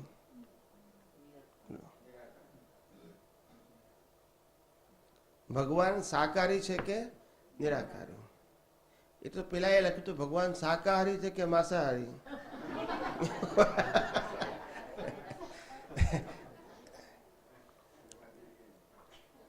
શ્રીમદ રાજચંદ્રએ કહ્યું છે, માંસાહારીની વ્યાખ્યા શ્રીમદ રાજચંદ્રએ બહુ અદ્ભુત આપી છે. એમને એમના વિઝનથી આપી છે. શ્રીમદ રાજચંદ્રએ શાકાહારીની વ્યાખ્યા કરી છે, જે ખાવાથી શરીરનું માંસ વધે એનું નામ માંસાહારી. આ શ્રીમદ રાજચંદ્રએ વ્યાખ્યા આપી છે. જે ખાવાથી શરીરનું માંસ વધે એનું નામ માંસાહારી. આ એમને વ્યાખ્યા આપી છે શ્રીમદ રાજચંદ્રજી. એટલે ભગવાન સાકારી, ભગવાન નિરાકારી છે. કેવા છે? ભગવાન છે નિરાકારી પણ સાકારમાં પ્રગટ થાય છે. શું થાય છે? પ્રગટ શેમાં થાય? સાકારમાં. પણ છે કેવા? નિરાકારી. ભગવાન કી હવામાં ઉત્પન્ન ના થાય, આ શરીરમાં જ ઉત્પન્ન થાય. એટલે સાકારીમાં નિરાકારી પ્રગટ થાય. એને સેલ્ફ રિયલાઇઝેશન કહેવાય. શું કહેવાય? Self realisation.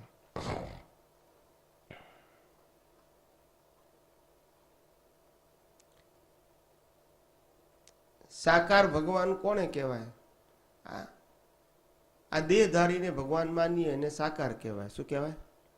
દેહધારીને ભગવાન માનીએ તો એને સાકાર ભગવાન કહેવાય. પણ એ રિલેટિવ સત્ય છે. શું છે? સનાતન સત્ય તો નિરાકારી છે. સાકારમાં પ્રગટ થઈ શકે પણ સાકારી ભગવાન હોઈ શકે નહીં.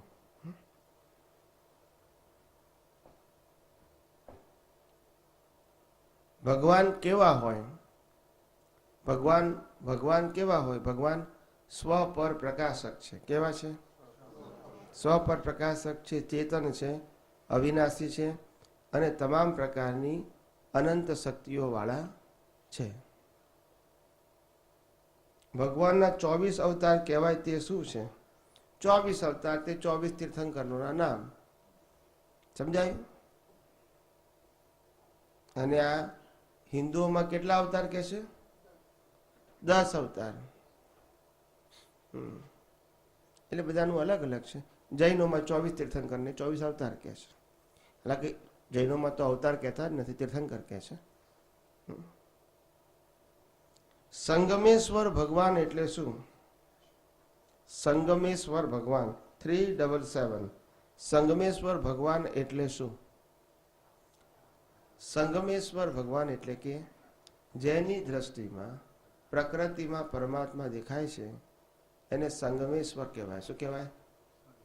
ઈશ્વર બધા જ જીવોમાં છે એવી જેની દ્રષ્ટિ છે એને સંગમેશ્વર કહેવાય. શું કહેવાય? ઈશ્વર મારામાંય છે અને મને દેખાતા તમામ જીવોમાં એક જ પ્રકારના ભગવાન છે, સંગમેશ્વર કહેવાય. પછી રામમાંય દેખાય, કૃષ્ણમાંય દેખાય, મહાવીરમાં, શિવ, સ્વામિનારાયણમાં અને આ બધા જીવતી વ્યક્તિઓમાં, પશુ પક્ષીમાં પણ દેખાય. એને સંગમેશ્વર કહેવાય. દાદા ભગવાન કોણ છે? દાદા ભગવાન કોણ છે? 378. દાદા ભગવાન કોણ? તો કે એમ પટેલના દેહ મંદિરની અંદર પ્રગટ થયેલા 356 ડિગ્રીના કેવળ દર્શન વાળા ખુલ્લા થયેલા એ દાદા ભગવાન છે. 379. દાદા ભગવાનનું સ્વરૂપ શું છે?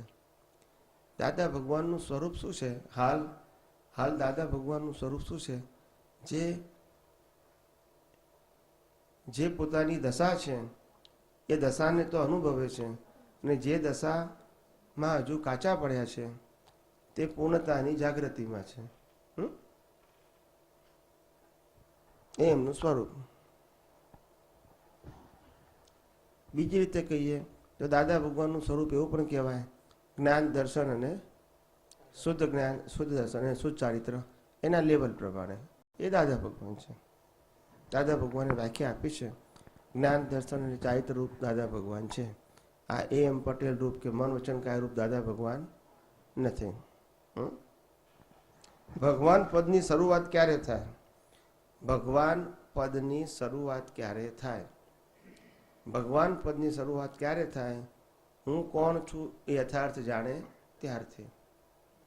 હું કોણ છું એ યથાર્થ જાણે ત્યારથી ભગવાન પદ થવાની શરૂઆત થાય. શું થાય?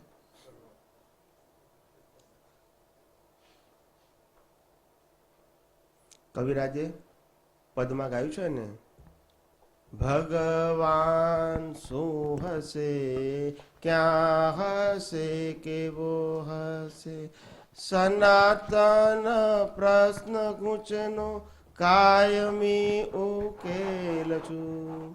સનાતન પ્રશ્ન ગૂંચનો કાયમી ઉકેલ છું. ભગવાન શું હશે, ક્યાં હશે અને કેવું હશે, એ મોટા મોટો કોયડો છે. સ્વામીજી, હમણાં આપણે કીધું કે દાદા ભગવાન એ જ્ઞાન, દર્શન અને ચારિત્ર. તો એ ચારિત્ર વિશે જરા યથાર્થ છણાવટ કરો. ચારિત્ર વિશે શુદ્ધ જ્ઞાન, શુદ્ધ દર્શન અને શુદ્ધ ચારિત્ર. શુદ્ધ જ્ઞાન એટલે હું કોણ છું તે સતત જાગૃતિમાં રહેવું. તે હું કોણ છું એટલે કે હું શુદ્ધાત્મા છું. પણ કેવો? તો કે છે કે હું ચેતન સ્વરૂપ છું, હું અવિનાશી સ્વરૂપ છું અને તમામ પ્રકારની અનંત શક્તિઓ વાળો છું. એ શુદ્ધ જ્ઞાન કહેવાય. અને શુદ્ધ દર્શન એટલે શું?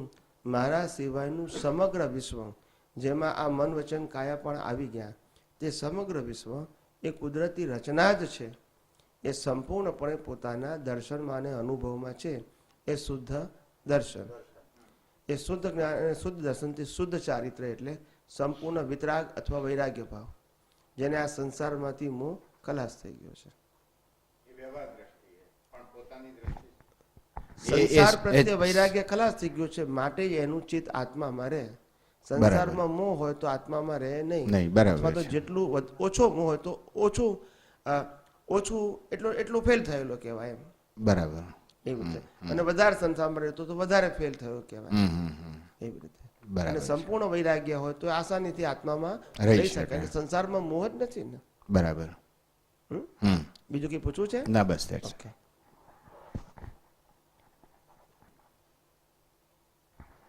ઈશ્વર એટલે શું?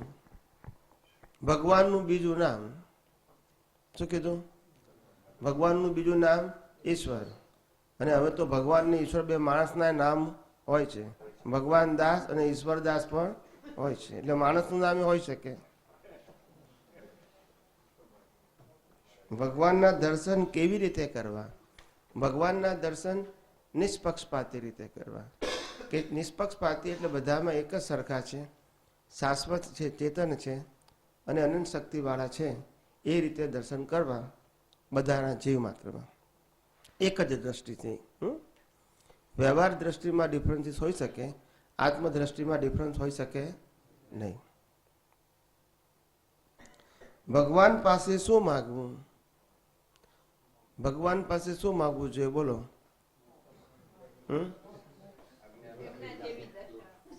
ભગવાન પાસે એ જ માગવું જોઈએ. તું ને હું બંને એક થઈ જઈએ, પતી ગયું. માગવાનું જ ક્યાં રહ્યું પછી? આપણે શુદ્ધાત્માની પ્રાર્થનામાં નથી બોલતા રહીએ, અમને ભેદભાવ છૂટી જાય અને તમારામાં અભેદ સ્વરૂપે તન્મયાકાર રહીએ. પછી માગવાનું જ ક્યાં રહ્યું? તમારું સ્વરૂપ છે એ જ મારું સ્વરૂપ છે. અને તે તમારું સ્વરૂપ એટલે મારું સ્વરૂપ છે. એટલે કે જે શુદ્ધાત્મા દેહ બોલે છે, પ્રતિષ્ઠિત આત્મા સમજે છે કે હે પરમાત્મા, તમારું સ્વરૂપ છે એ જ મારું સ્વરૂપ છે અને મારું સ્વરૂપ શુદ્ધાત્મા છે. ને દાદા ભગવાનને આપતા સૂત્ર લખ્યું, હું શુદ્ધાત્મા છું એ જે જાણી ગયો એ સકળ સૂત્રની ચાવી છે. શું કીધું? હું શુદ્ધાત્મા છું એ જે જાણી ગયો એ સકળ સૂત્રની ચાવી છે.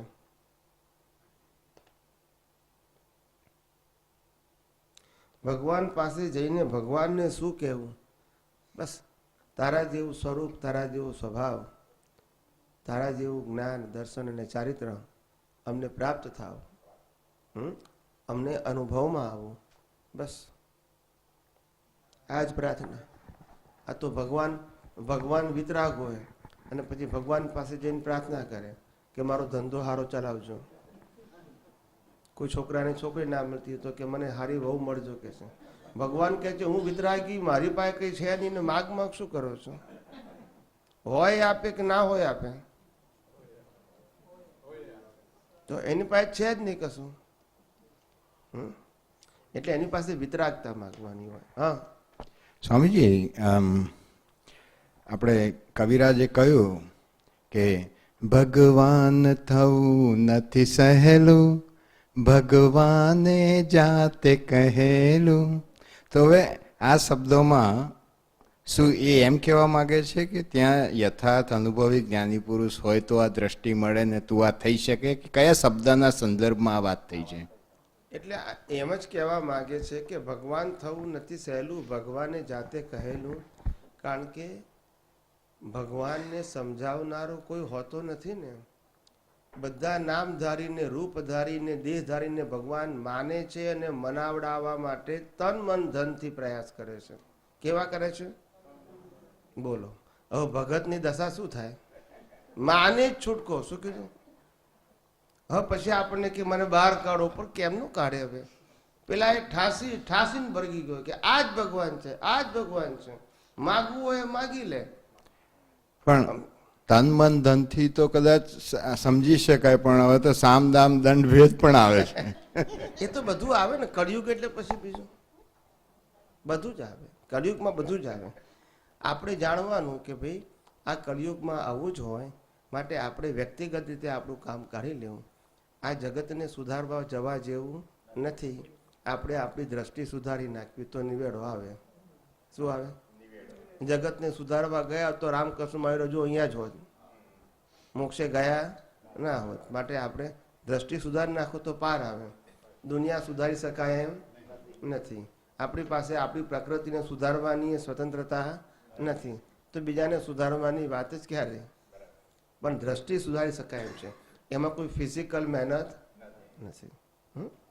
સ્વામીજી, આમાં જરાક કન્ફ્યુઝન થયું. તમે ઓલામાં કહ્યું કે શુદ્ધાત્માની પ્રાર્થનામાં તમે દરરોજ નથી બોલતા કે હું તું છો એવો જ હું થઈ જાઉં, બરાબર?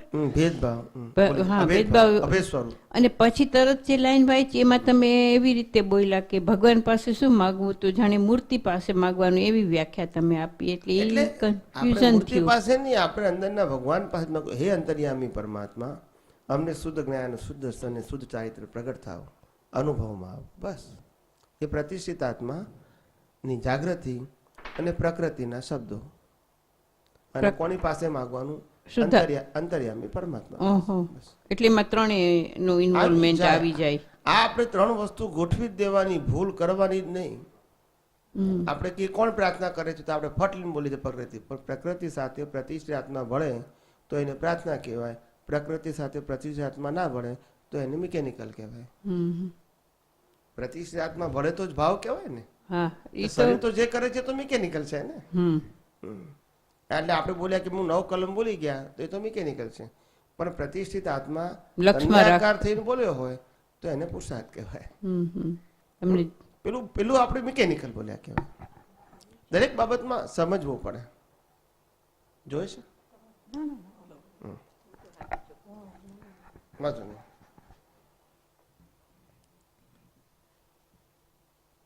ભગવાન કોના ઉપર રાજી રહે?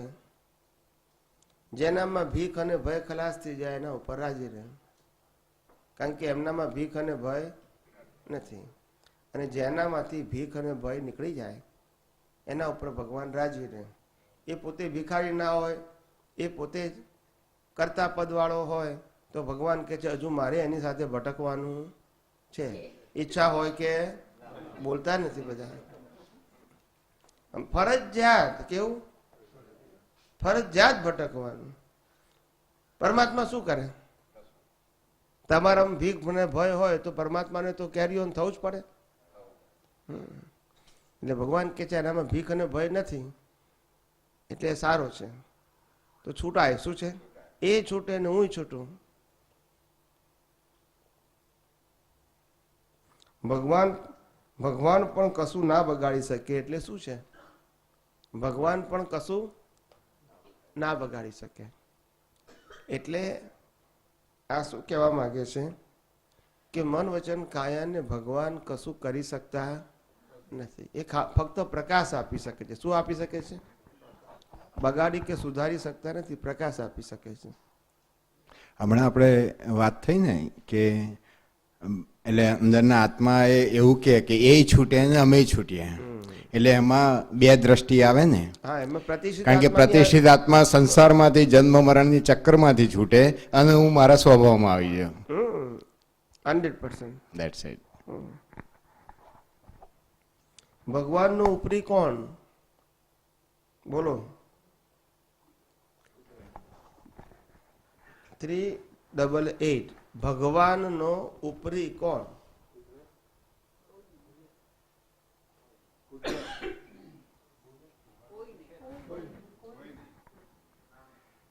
આ દાદા કહેતા ઘણી વાર કે ભગવાન અમારા વશ થયેલા છે. શબ્દ તો ગોખી લાગી ગયા છે. મારે જવાબ જોઈએ, સિદ્ધાંતિક જોઈએ, એમનું વાક્ય ના જોઈએ. એટલે ચારિત્ર એટલું બધું ઊંચું હોય, રાઈટ? ભગવાનના ઉપરી કોણ? ભગવાનનો ઉપરી પ્રતિષ્ઠિત આત્મા. એ જ્યાં સુધી સંપૂર્ણ નહીં થાય ત્યાં સુધી ભગવાનને ફરજિયાત બંદીવાન રહેવું પડે. કેવું રૂપે છે? બંદીવાન રહેવું પડે. પ્રતિષ્ઠિત આત્મા ઉપરી. પ્રતિષ્ઠિત આત્મા ગમે એટલી ભૂલો કરે તો ભગવાનને તો ફરવાનું જ છે પિંજરાની અંદર, વિધાઉટ ચોઇસ. શું કરે? પ્રતિષ્ઠિત આત્મા ઉપરી છે, એને ભટકવું જ પડે. એને સફરિંગ નથી. શું નથી? સફરિંગ નથી, પણ એને ભટકવું જ પડે. હા, એટલે તમે એમ કહો છો ભગવાનને સફરિંગ નથી કે પ્રતિષ્ઠિત આત્માને તો છે જ ને? ભગવાનને નથી. નથી. હા હા, સોરી. ભગવાનને તો કેરી ઓન થવું પડે છે, કારણ કે પ્રતિષ્ઠિત આત્મા કર્મ બાંધે એટલે કર્મ ભોગવવા માટે આત્માને તો હાજર જોઈએ ને. જેમ બાંધતી વખતે હતી એમ છોડતી વખતે જોઈએ. જ્યાં સુધી પ્રતિષ્ઠિત આત્માનું અજ્ઞાન છે ત્યાં સુધી ભગવાન બંદીવાન છે. શું છે? બંદીવાન. એ કશું કરી શકે?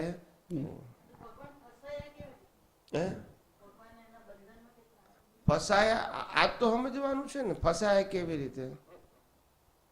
ભગવાન ભગવાન પોતે ફસાયા નથી, પણ ભગવાન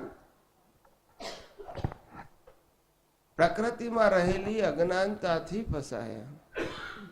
પ્રતિષ્ઠિત આત્મામાં જે અજ્ઞાન હતી પરમાત્મા સંબંધી અને જગત સંબંધી, આ બે અજ્ઞાનતાને કારણે ભગવાન ફસાયા, પ્રતિષ્ઠિત આત્માને કારણે.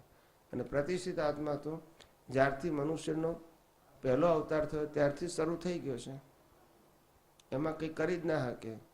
હવે પ્રતિષ્ઠિત આત્મામાંથી અજ્ઞાન બધું નીકળી જાય, ક્યારે આ દેહ અને આત્મા છૂટા થાય, પછી દેહનો એન્ડ આવે અને આત્મા મોક્ષે જાય, ત્યાં સુધી કોઈ છૂટકો નથી.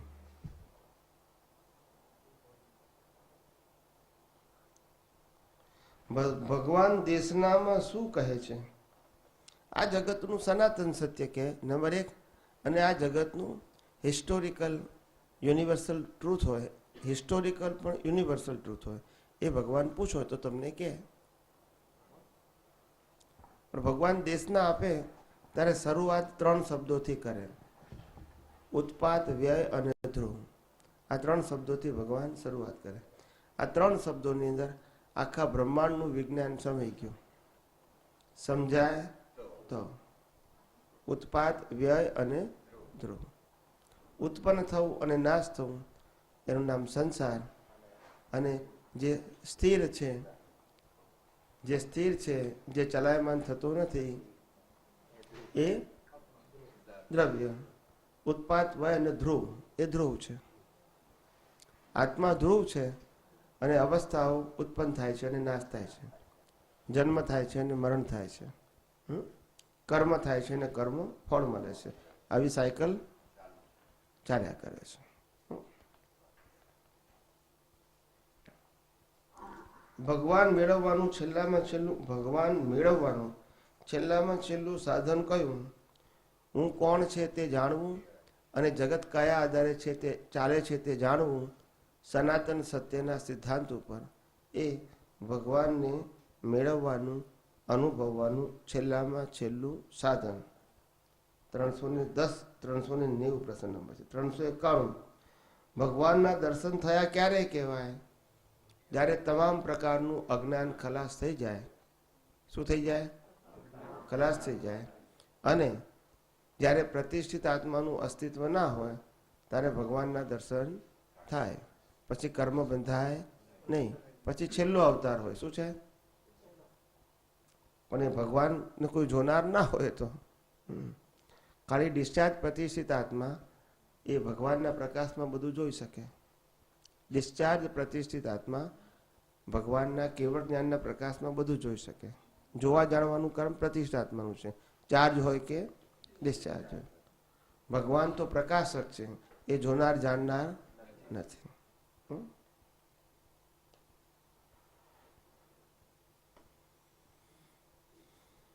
ભગવાનનું સ્વરૂપ સાકાર કે નિરાકાર એ તો આવી ગયું આપણે. 393. કરુણા સાગર કોણે કહેવાય? કરુણા સાગર કોણે કહેવાય?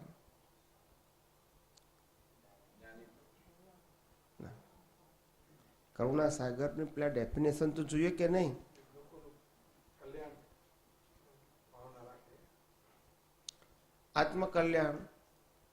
આત્મકલ્યાણ જેની દ્રષ્ટિમાં છે એને કરુણા કહેવાય, અને શારીરિક કલ્યાણ જેની દ્રષ્ટિમાં છે એને દયા કહેવાય. દયા connected with mind, speech and action, કરુણા કનેક્ટેડ વિથ સોલ. આ બધી ડેફિનેશન મેં ભૂતકાળમાં આપેલી જ છે. ના, સત્સંગમાં આપી શકે, તો પ્રશ્ન તરીકે નહીં કીધું હોય, પણ સત્સંગમાં હું બોલ્યો હોઈશ. ભગવાન ક્યારે થવાય? તમામ પ્રકારના અજ્ઞાનનો નાશ થાય ત્યારે ભગવાન થવાય. ભગવાન થયાની નિશાની શું? ભગવાન થાય પછી કર્મ બંધાય નહીં. કોણ ભગવાન થઈ ગયો? ઘણા બધા થઈ ગયા. આ કેવડે તીર્થંકરો ઘણા બધા થઈ ગયા, સો મેની. 397. પરમાત્મા કોણ થઈ શકે? પરમાત્મા કોણ થઈ શકે? જેને સ્વ સ્વરૂપનો સંપૂર્ણ અનુભવ થઈ જાય એ પરમાત્મા કહેવાય. અને કોણ થઈ શકે? કે જેને પરમાત્મા શું છે એ જેને સૈદ્ધાંતિક રીતે સમજાઈ ગયું છે અને પરમાત્માની અંદર સાચું સુખ રહેલું છે અને પરમાત્મા એ જ મારું સાચું અને શાશ્વત પદ છે, આવું જેને સમજાઈ જાય એને એ પરમાત્માનો અનુભવ થઈ શકે.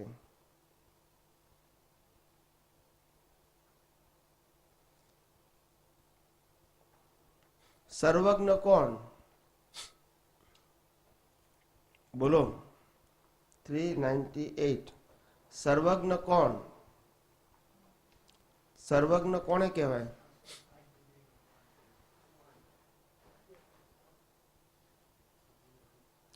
સર્વજ્ઞ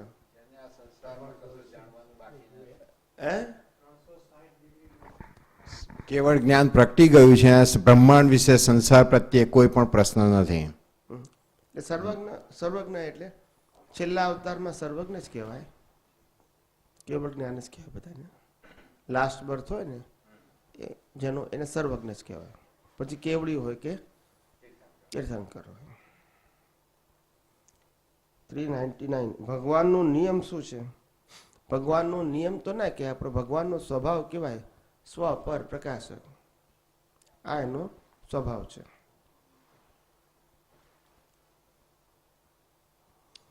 ભગવાનને દર્શન કોણે કહ્યું? આ જગતને જેમ છે તેમ સૈદ્ધાંતિક જાણવું એનું નામ દર્શન. હું કોણ છું એને જેમ છે તેમ જાણવું એને જ્ઞાન. સમજાય છે?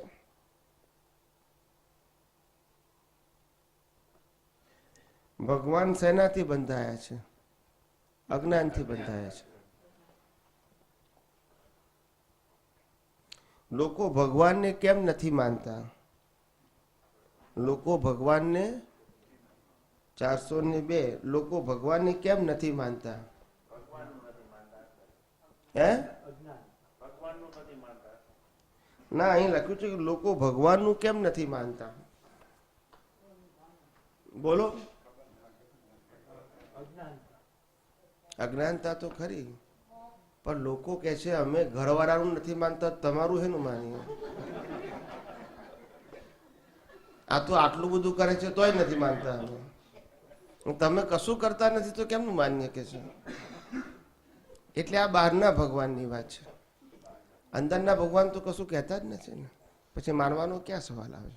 આ તો બહારના ભગવાન જે દેહ રૂપે થઈ ગયા હોય અને એમને જે કહ્યું હોય એ આપણે માનતા નથી. આપણે ભગવાનને માનીએ છીએ પણ ભગવાનનું માનતા નથી. પછી 403. અજ્ઞાનીનો ભગવાન કોણ અને જ્ઞાનીનો ભગવાન કોણ? અજ્ઞાનીનો ભગવાન કોણ? તો કે નામધારી. અને જ્ઞાનીનો ભગવાન કોણ? તો કે અંતર્યામી પરમાત્મા. 404. ભગવાનની કૃપા અને જ્ઞાનીની કૃપામાં ફેર શું? ભગવાનની કૃપા એવી હોય કે જે એને આપવી પડે નહીં, અને જ્ઞાનીની કૃપા એવી હોય કે ઉદય કર્મ હોય તો હોય, નહીં તો ના હોય. ભગવાનની કૃપા નિરંતર હોય, જ્ઞાનીની કૃપા ઉદય કર્મને આધીન હોય. કેવી હોય? આ બધું લખી રાખજો બધું મગજમાં, પછી વારે ઘડીએ ભૂલી જાઓ છો તમે લોકો. હે? અત્યારે તો મારી એક્ઝામ લેવાય જ છે.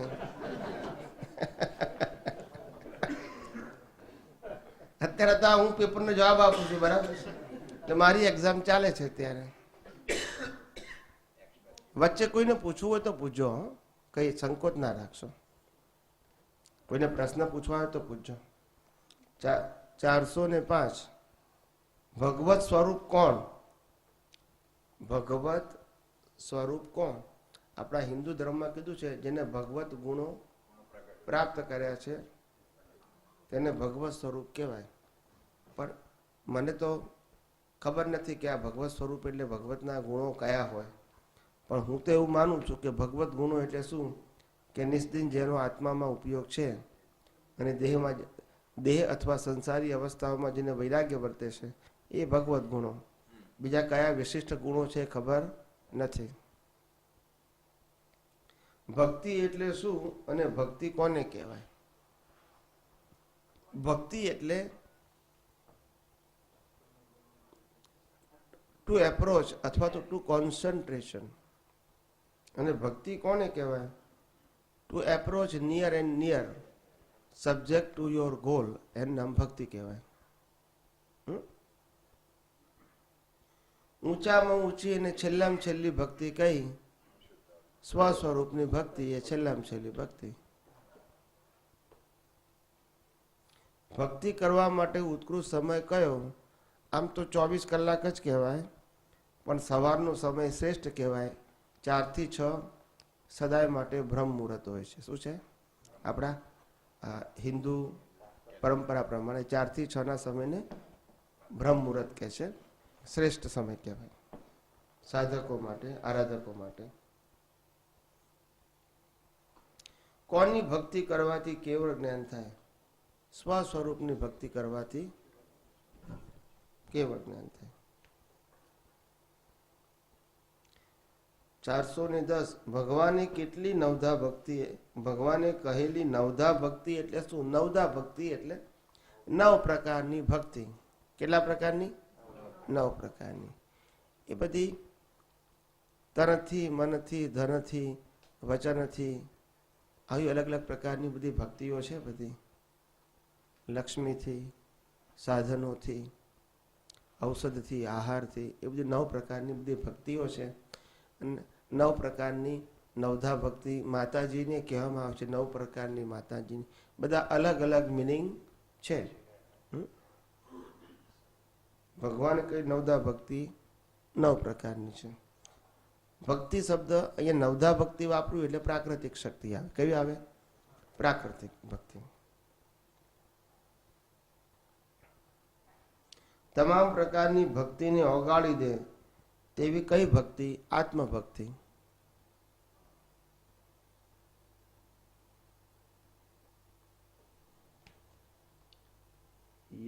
યશ ભક્તિ છે કે પરાભક્તિ? સોરી, 412 પરાભક્તિ એટલે શું? પરાભક્તિ આ વ્યવહાર જગતથી ઉપર જઈને સનાતન એવા આત્માની ભક્તિ એ પરાભક્તિ કહેવાય. પ્રેમ લક્ષણ ભક્તિ એટલે પ્રકૃતિની ભક્તિ કહેવાય. પ્રકૃતિના ગુણોની ભક્તિ. સ્વામીજી ઓલું પરાભક્તિ ફરી સમજાવો તો સમજણ ના પડી. પરાભક્તિ, પરાભક્તિ એટલે શું છે કે કેવળ આત્માના ગુણોની ભજના, એ બધી પરાભક્તિ કહેવાય. સ્વગુણોનો, સ્વ સ્વભાવની, સ્વ સ્વરૂપની, એ બધી પરાભક્તિ કહેવાય.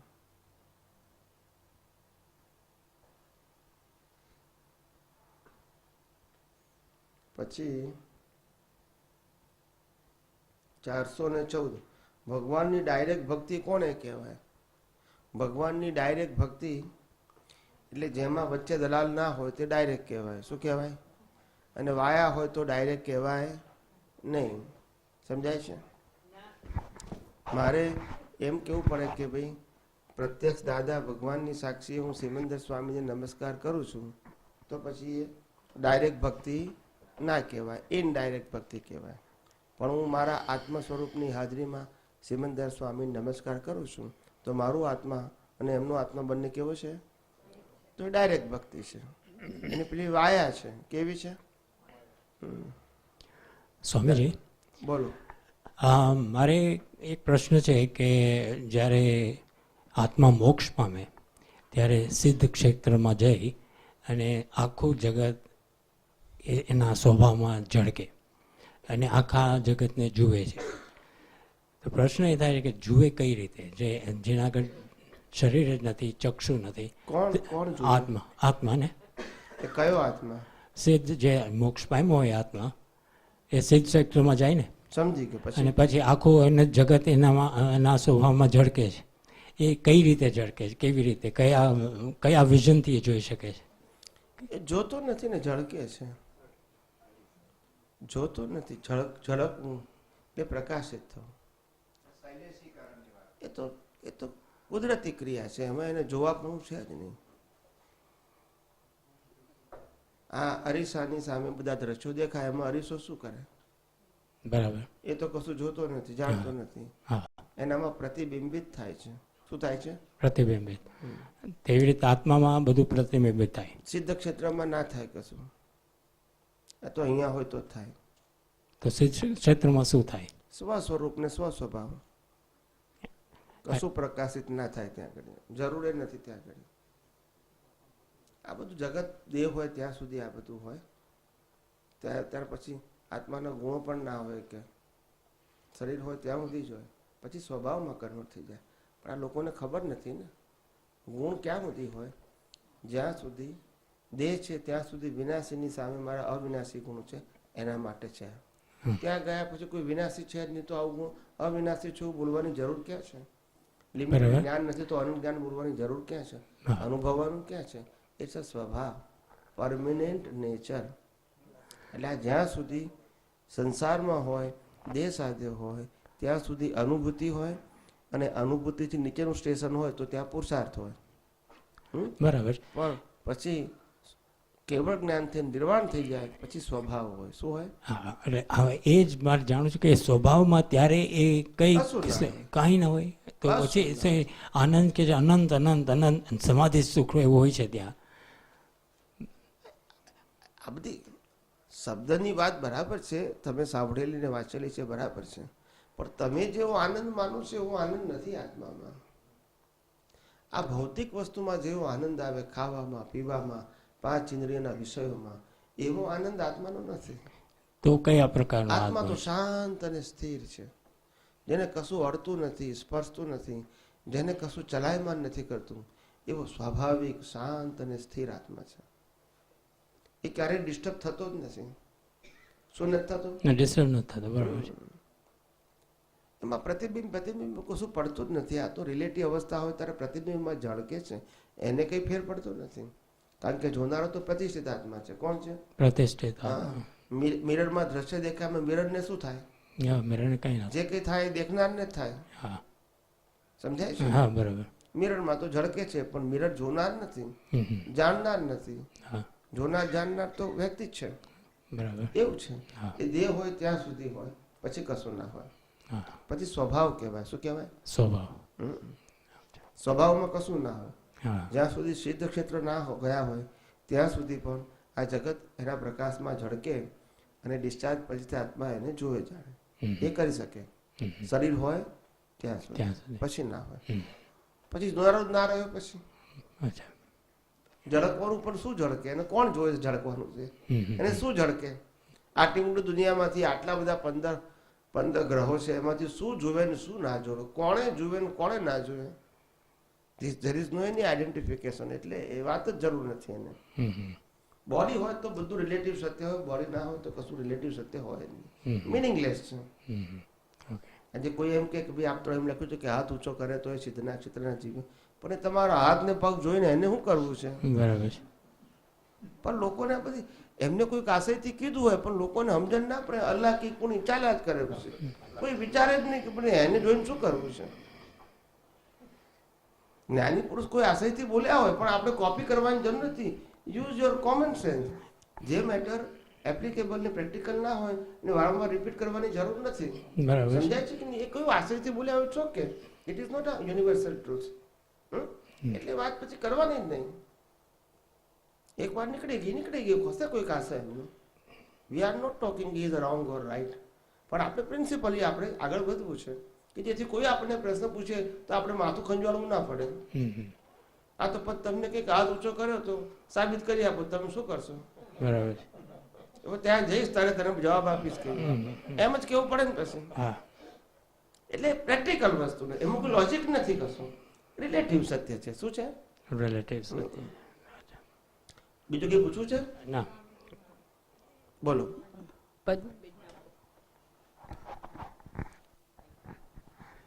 આપણે પરાભક્તિની વાત કરીને ચરણ વિધિમાં આપણે હંમેશા કહીએ છીએ કે કેટલી બધી વાર દાદા ભગવાનની સાક્ષીએ બધા વાક્યો આપણે બોલતા હોઈએ છીએ ચરણ વિધિમાં. તો એ એ- એ બધ- એ- એ શા માટે આપણે સાક્ષી એ બધું બોલીએ છીએ ચરણ વિધિમાં ઓલ ધ ટાઈમ? એ તો હવે એ દાદા ભગવાનની સાક્ષી બોલવાનું કારણ એ છે કે એમના થકી આપણને મળ્યું છે ને એટલે સાક્ષી શબ્દ વાપર્યો. શું વાપર્યું? એમનાથી મળ્યું છે એટલે એમના થકી મળ્યું છે એટલે સાક્ષી શબ્દ વાપર્યો. જેમ જેમ તમને પોતાનું સ્વ સ્વરૂપને સ્વભાવને આ જગતનું સનાતન સત્ય સમજાતું જાય પછી સાક્ષીની જરૂર નથી. નથી. પણ જ્યાં સુધી એ ખુલ્લું ના થાય ત્યાં સુધી સાક્ષીની જરૂર છે કે જેથી આપણે ભટકી ના જઈએ. યા એમની સાક્ષી બોલીએ એટલે આપણને એક ટ્રસ્ટ રહે. શું રહે? ટ્રસ્ટ રહે. પણ જવાનું છે આપણે એનાથી બિયોન્ડ. હા એ લક્ષમાં રાખવાનું આપણે. હા હા જ્યાં સુધી જરૂર છે ત્યાં સુધી તો આપણે રાખવાનું જ ને. પણ આપણું લક્ષ્ય છે કે ભાઈ આ પણ જરૂર પડે નહીં આપણે. Thank you. પ્લસ દાદા ભગવાન એટલે બે રીતે કહેવાય. દાદા ભગવાન એટલે આપણો અંતરાત્મા કહેવાય અને દાદા ભગવાન એટલે જ્ઞાની પુરુષ કહેવાય. ડિપેન્ડ તમે કયા દ્રષ્ટિકોણથી જુઓ છો એના ઉપર આધાર રાખે. જ્ઞાની પુરુષ છે તે રિલેટિવ સત્ય છે અને અંદરનો દાદા ભગવાન છે એ સનાતન સત્ય છે. સનાતન. સ્વામી આપણે શીત ક્ષેત્રની વાત થઈ કે આત્માનું, તો આત્માનો કોઈ આકાર કે એવું હોય સિદ્ધ ક્ષેત્રમાં કાંઈ? કેમ તમે કેમ ઊભો થયો પ્રશ્ન? ના, એટલે એનું અસ્તિત્વ છે કે નથી? અસ્તિત્વ છે. એનું પછી અસ્તિત્વનું કાંઈ આકાર કે નહીં? આ પાણીનો આકાર કયો કહેવાય? પાણીનો આકાર કયો કહેવાય? ના, આકાર તો ના કહેવાય, પણ આપણે ફિઝિકલી પાણી તો દેખાય ને. આ પણ હવાનો આકાર ખબર પડે? હવાનો ના ખબર પડે. આકાશનો આકાર ખબર પડે? ના ખબર પડે. આકાશ ઇઝ અ સ્પેસ. આકાર નો આત્મા એટલે કે છે આત્મા આકાશ, આકાશ જેવો સૂક્ષ્મ છે. આકાશ જેવો કેવો છે? આકાશ જેવો સૂક્ષ્મ. અને પવનથી પણ સૂક્ષ્માતિ સૂક્ષ્મ છે. પવન પણ અસર કરી શકે નહીં.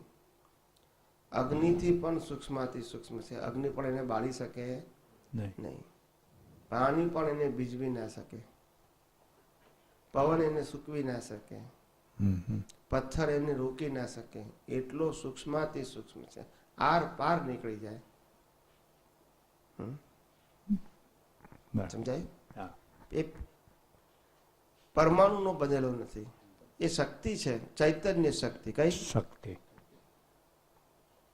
હલો સ્વામી, તો પણ ડિફરન્સ તો થયું ને. જો તમે કહો છો કે એક જાતની શક્તિ છે ને એક બાજુ તમે એક્ઝામ્પલ સામે એની સામે પાણીનું આપ્યું.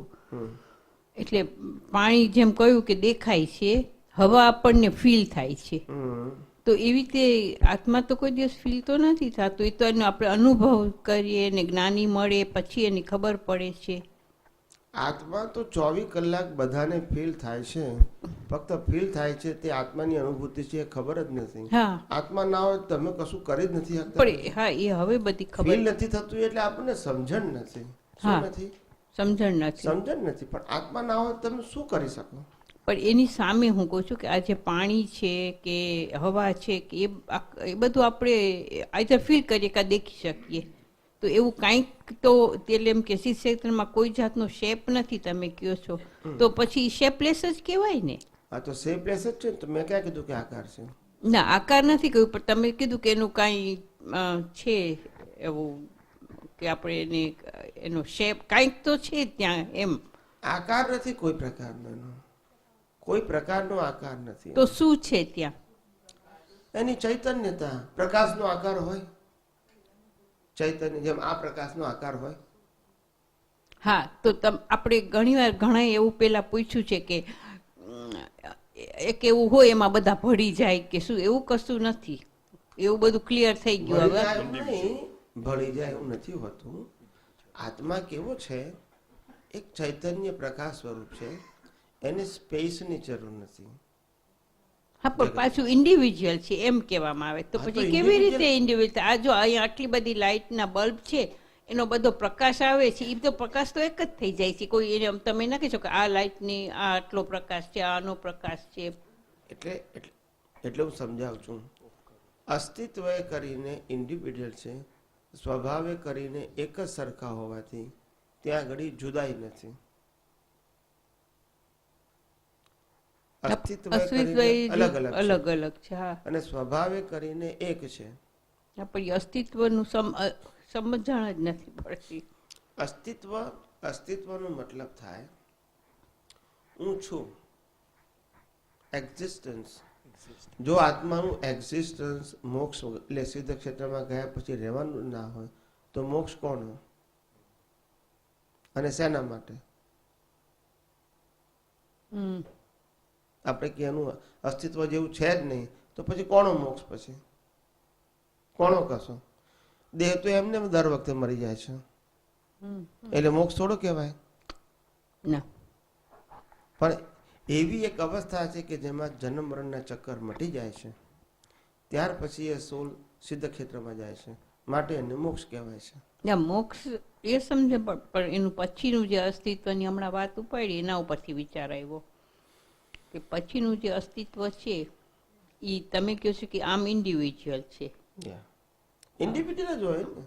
ભળી જવાનું હોય તો મનિંગ હશો જ પછી એમ કહું છું. ના, પણ ઇન્ડિવિજ્યુઅલ હોય એટલે anything that's individual has got some sort of, મારી દ્રષ્ટિએ એવું લાગે કે તમે એવું કહો છો કે વ્યક્તિગત છો એટલે એને આકાર સ્વરૂપમાં કહેવો, કાંઈક હોય જ એમ. હા, હોય. પણ એવો ચૈતન્યનો આકાર નથી. હા, તો હવે કયો તમે કહો છો પ્રકાશ છે, તો એ પ્રકાશ તો બધામાં એક ભળી જ જાય ને. અત્યારે ભળી જ જાય અહીંયા ને, તે ભળી જ જાય, વાત સાચી છે. એટલે એક જ સ્પેસ ઉપર અનંત આત્માઓ રહી શકે. ઇન્ડિવિડ્યુઅલ સ્પેસની જરૂર નથી, કારણ કે પરમાણુનો બનેલો નથી. તો એનું એમ થાય કે એની ઇન્ડિવિજ્યુઅલિટી તો લોસ થઈ ગઈ. ઇન્ડિવિડ્યુઅલિટી છે છતાં ભેદ નથી બે આત્મામાં. બે આત્મામાં ભેદ નથી છતાં ઇન્ડિવિડ્યુઅલિટી છે. ઓકે. સ્થૂળ દાખલો આપણે એવો આપી શકાય કે પાણીનું જે બુંદ છે, સ્થૂળ દાખલો આપું છું, આ તો એની મર્યાદાઓ ઘણી બધી હોય. પાણીનું એક બુંદ છે અને સાગર, એ બંને સરખા જ છે સ્વભાવે. હા, પણ બુંદ તરીકે એનું અસ્તિત્વ કેવું છે? જુદું. અને સાગરમાં નાખી દઉં તો એક થઈ ગયું, સાથે થઈ ગયું, ભળી ગયું. હા, એટલે પછી એનું ઇન્ડિવિજ્યુઅલિટી ના રહી. એટલે અહીંયા ઘડી ભળી જવું એ અહીંયા ઘડી પદાર્થ રૂપે છે, અવસ્થા કહેવાય. પાણીને તત્વ ના કહેવાય. શું ના કહેવાય? તત્વ. અહીંયા તત્વ હોય તો પછી એને અવસ્થા ના હોય. અહીંયા અવસ્થા કહેવાય. શું કહેવાય? બિંદુ અને સિંધુ એ બે અવસ્થા કહેવાય. શું કહેવાય? અવસ્થા. આ બિંદુ અવસ્થા, બરાબર. હા, જ્યારે અહીંયા ઘડી એક આત્મા અને અનેક આત્મા તો એને અવસ્થા ના કહેવાય કે એક આત્મા એટલે અવસ્થા અને અનંત આત્માઓ એટલે અવસ્થા નહીં, એવું કહેવાય નહીં. આ તો સ્થૂળ છે, તત્વ નથી. ઇટ્સ નોટ, પાણી ઇઝ નોટ અ એલિમેન્ટ્સ. સમજાય છે? હા, એ અવસ્થા છે. પાણી શું છે? અવસ્થા. એટલે અવસ્થા પ્રમાણે બરાબર છે. એટલે મેં પહેલા કીધું કે આ એક્ઝામ્પલ આપતા કે એની મર્યાદા ઘણી બધી છે. શું છે? આ તો તમને સમજાવવા માટે હું કહું છું. શાસ્ત્રમાં પણ આ દાખલો આપેલો છે બિંદુ અને સિંધુનો, પણ એ વેદાંતમાં આપ્યો છે, એટલે કે ભળી જાય એમાં આપ્યો છે. પણ મેં તમને ખાલી સમજાવવા માટે આપ્યો. આપણે પેલું ભળવું એવું માનવાનું નહીં. અહીંયા તો ભળી જાય છે કારણ કે અહીંયા ઘડી આ અવસ્થા છે. પાણીનું બિંદુ એ પણ અવસ્થા છે અને પાણીનો સાગર એ પણ અવસ્થા છે. એ બધાનું બાષ્પીભવન થઈ જાય તો વરાળ થઈ જાય. એટલે કે કાયમી વસ્તુ નથી. એટલે એની મર્યાદા તો છે. આ તો ખાલી સમજાવવા માટે. સિમિલરલી એક્ઝેક્ટ ના આવે દાખલો. તત્વજ્ઞાન વસ્તુ જ એવી છે કે આત્માનો દાખલો કોઈ દિવસ એક્ઝેક્ટ આપવો બહુ ડિફિકલ્ટ છે. પણ એને વાયા બધા અલગ અલગ પ્રકારના એક્ઝામ્પલથી સમજાઈ શકાય. ઓકે. પછી આપણે એમાંથી થોડો સાર કાઢવો પડે. શું કરવું પડે? સાર કાઢવો પડે. કારણ કે ભગવાન પણ આત્માની અનુભૂતિને એક્સપ્લેન કરવા માટે સમર્થ નથી. શું નથી? સમર્થ નથી. કેવળ જ્ઞાન તીર્થંકર પણ આત્માનું એક્સપ્લેનેશન ના કરી શકે. બેઝિક ફંડામેન્ટલ આત્મા શું છે તે કહી શકે, ખ્યાલ આવી ગયો? પણ એ લોકો અનુભવી શકે પણ હા, અનુભવી શકે, કહી ના શકે. ઓહો. એટલે શ્રીમદ રાજચંદ્રએ પોતાના પદમાં લખ્યું, જે પદશ્રી સર્વજ્ઞને દીઠું જ્ઞાનમાં કહી શક્યા નહીં, પણ તે શ્રી ભગવાન પાંચો. તેહ પરમ પદ પ્રાપ્તિનું કર્યું ધ્યાન મેં. તો પણ નિશ્ચય રાજચંદ્ર મનને રહ્યો, પ્રભુ આજ્ઞાએ થાશું તે સ્વરૂપ. આવું છે. ઓકે, જય શ્રી સ્વામીજી હા. એ કવિરાજે કહ્યું ને છેલ્લે, કવિરાજે કીધું કે જેની વ્યાખ્યા નથી શબ્દ માહી તે ભગવાન રહસ્યાત્મા. જેની વ્યાખ્યા નથી શબ્દમાહી તે ભગવાન રહસ્યાત્મા, મિસ્ટ્રી. ચાલો આપણે હવે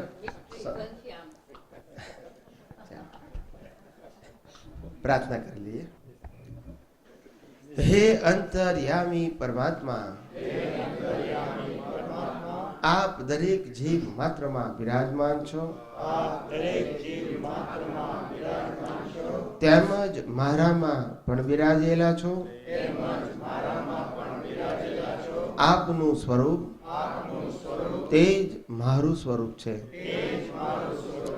મારું સ્વરૂપ શુદ્ધાત્મા છે. હે શુદ્ધાત્મા ભગવાન, હું આપને અભેદ ભાવે અત્યંત ભક્તિપૂર્વક નમસ્કાર કરું છું. અજ્ઞાનતાએ કરીને, અજાગૃતિએ કરીને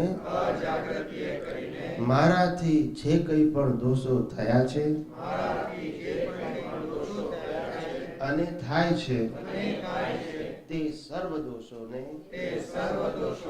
આપની સમક્ષ જાહેર કરું છું.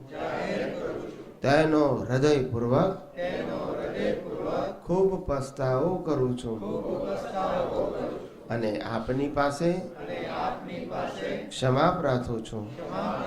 હે પ્રભુ, મને ક્ષમા કરો, ક્ષમા કરો, ક્ષમા કરો. અને ફરીથી આવા દોષો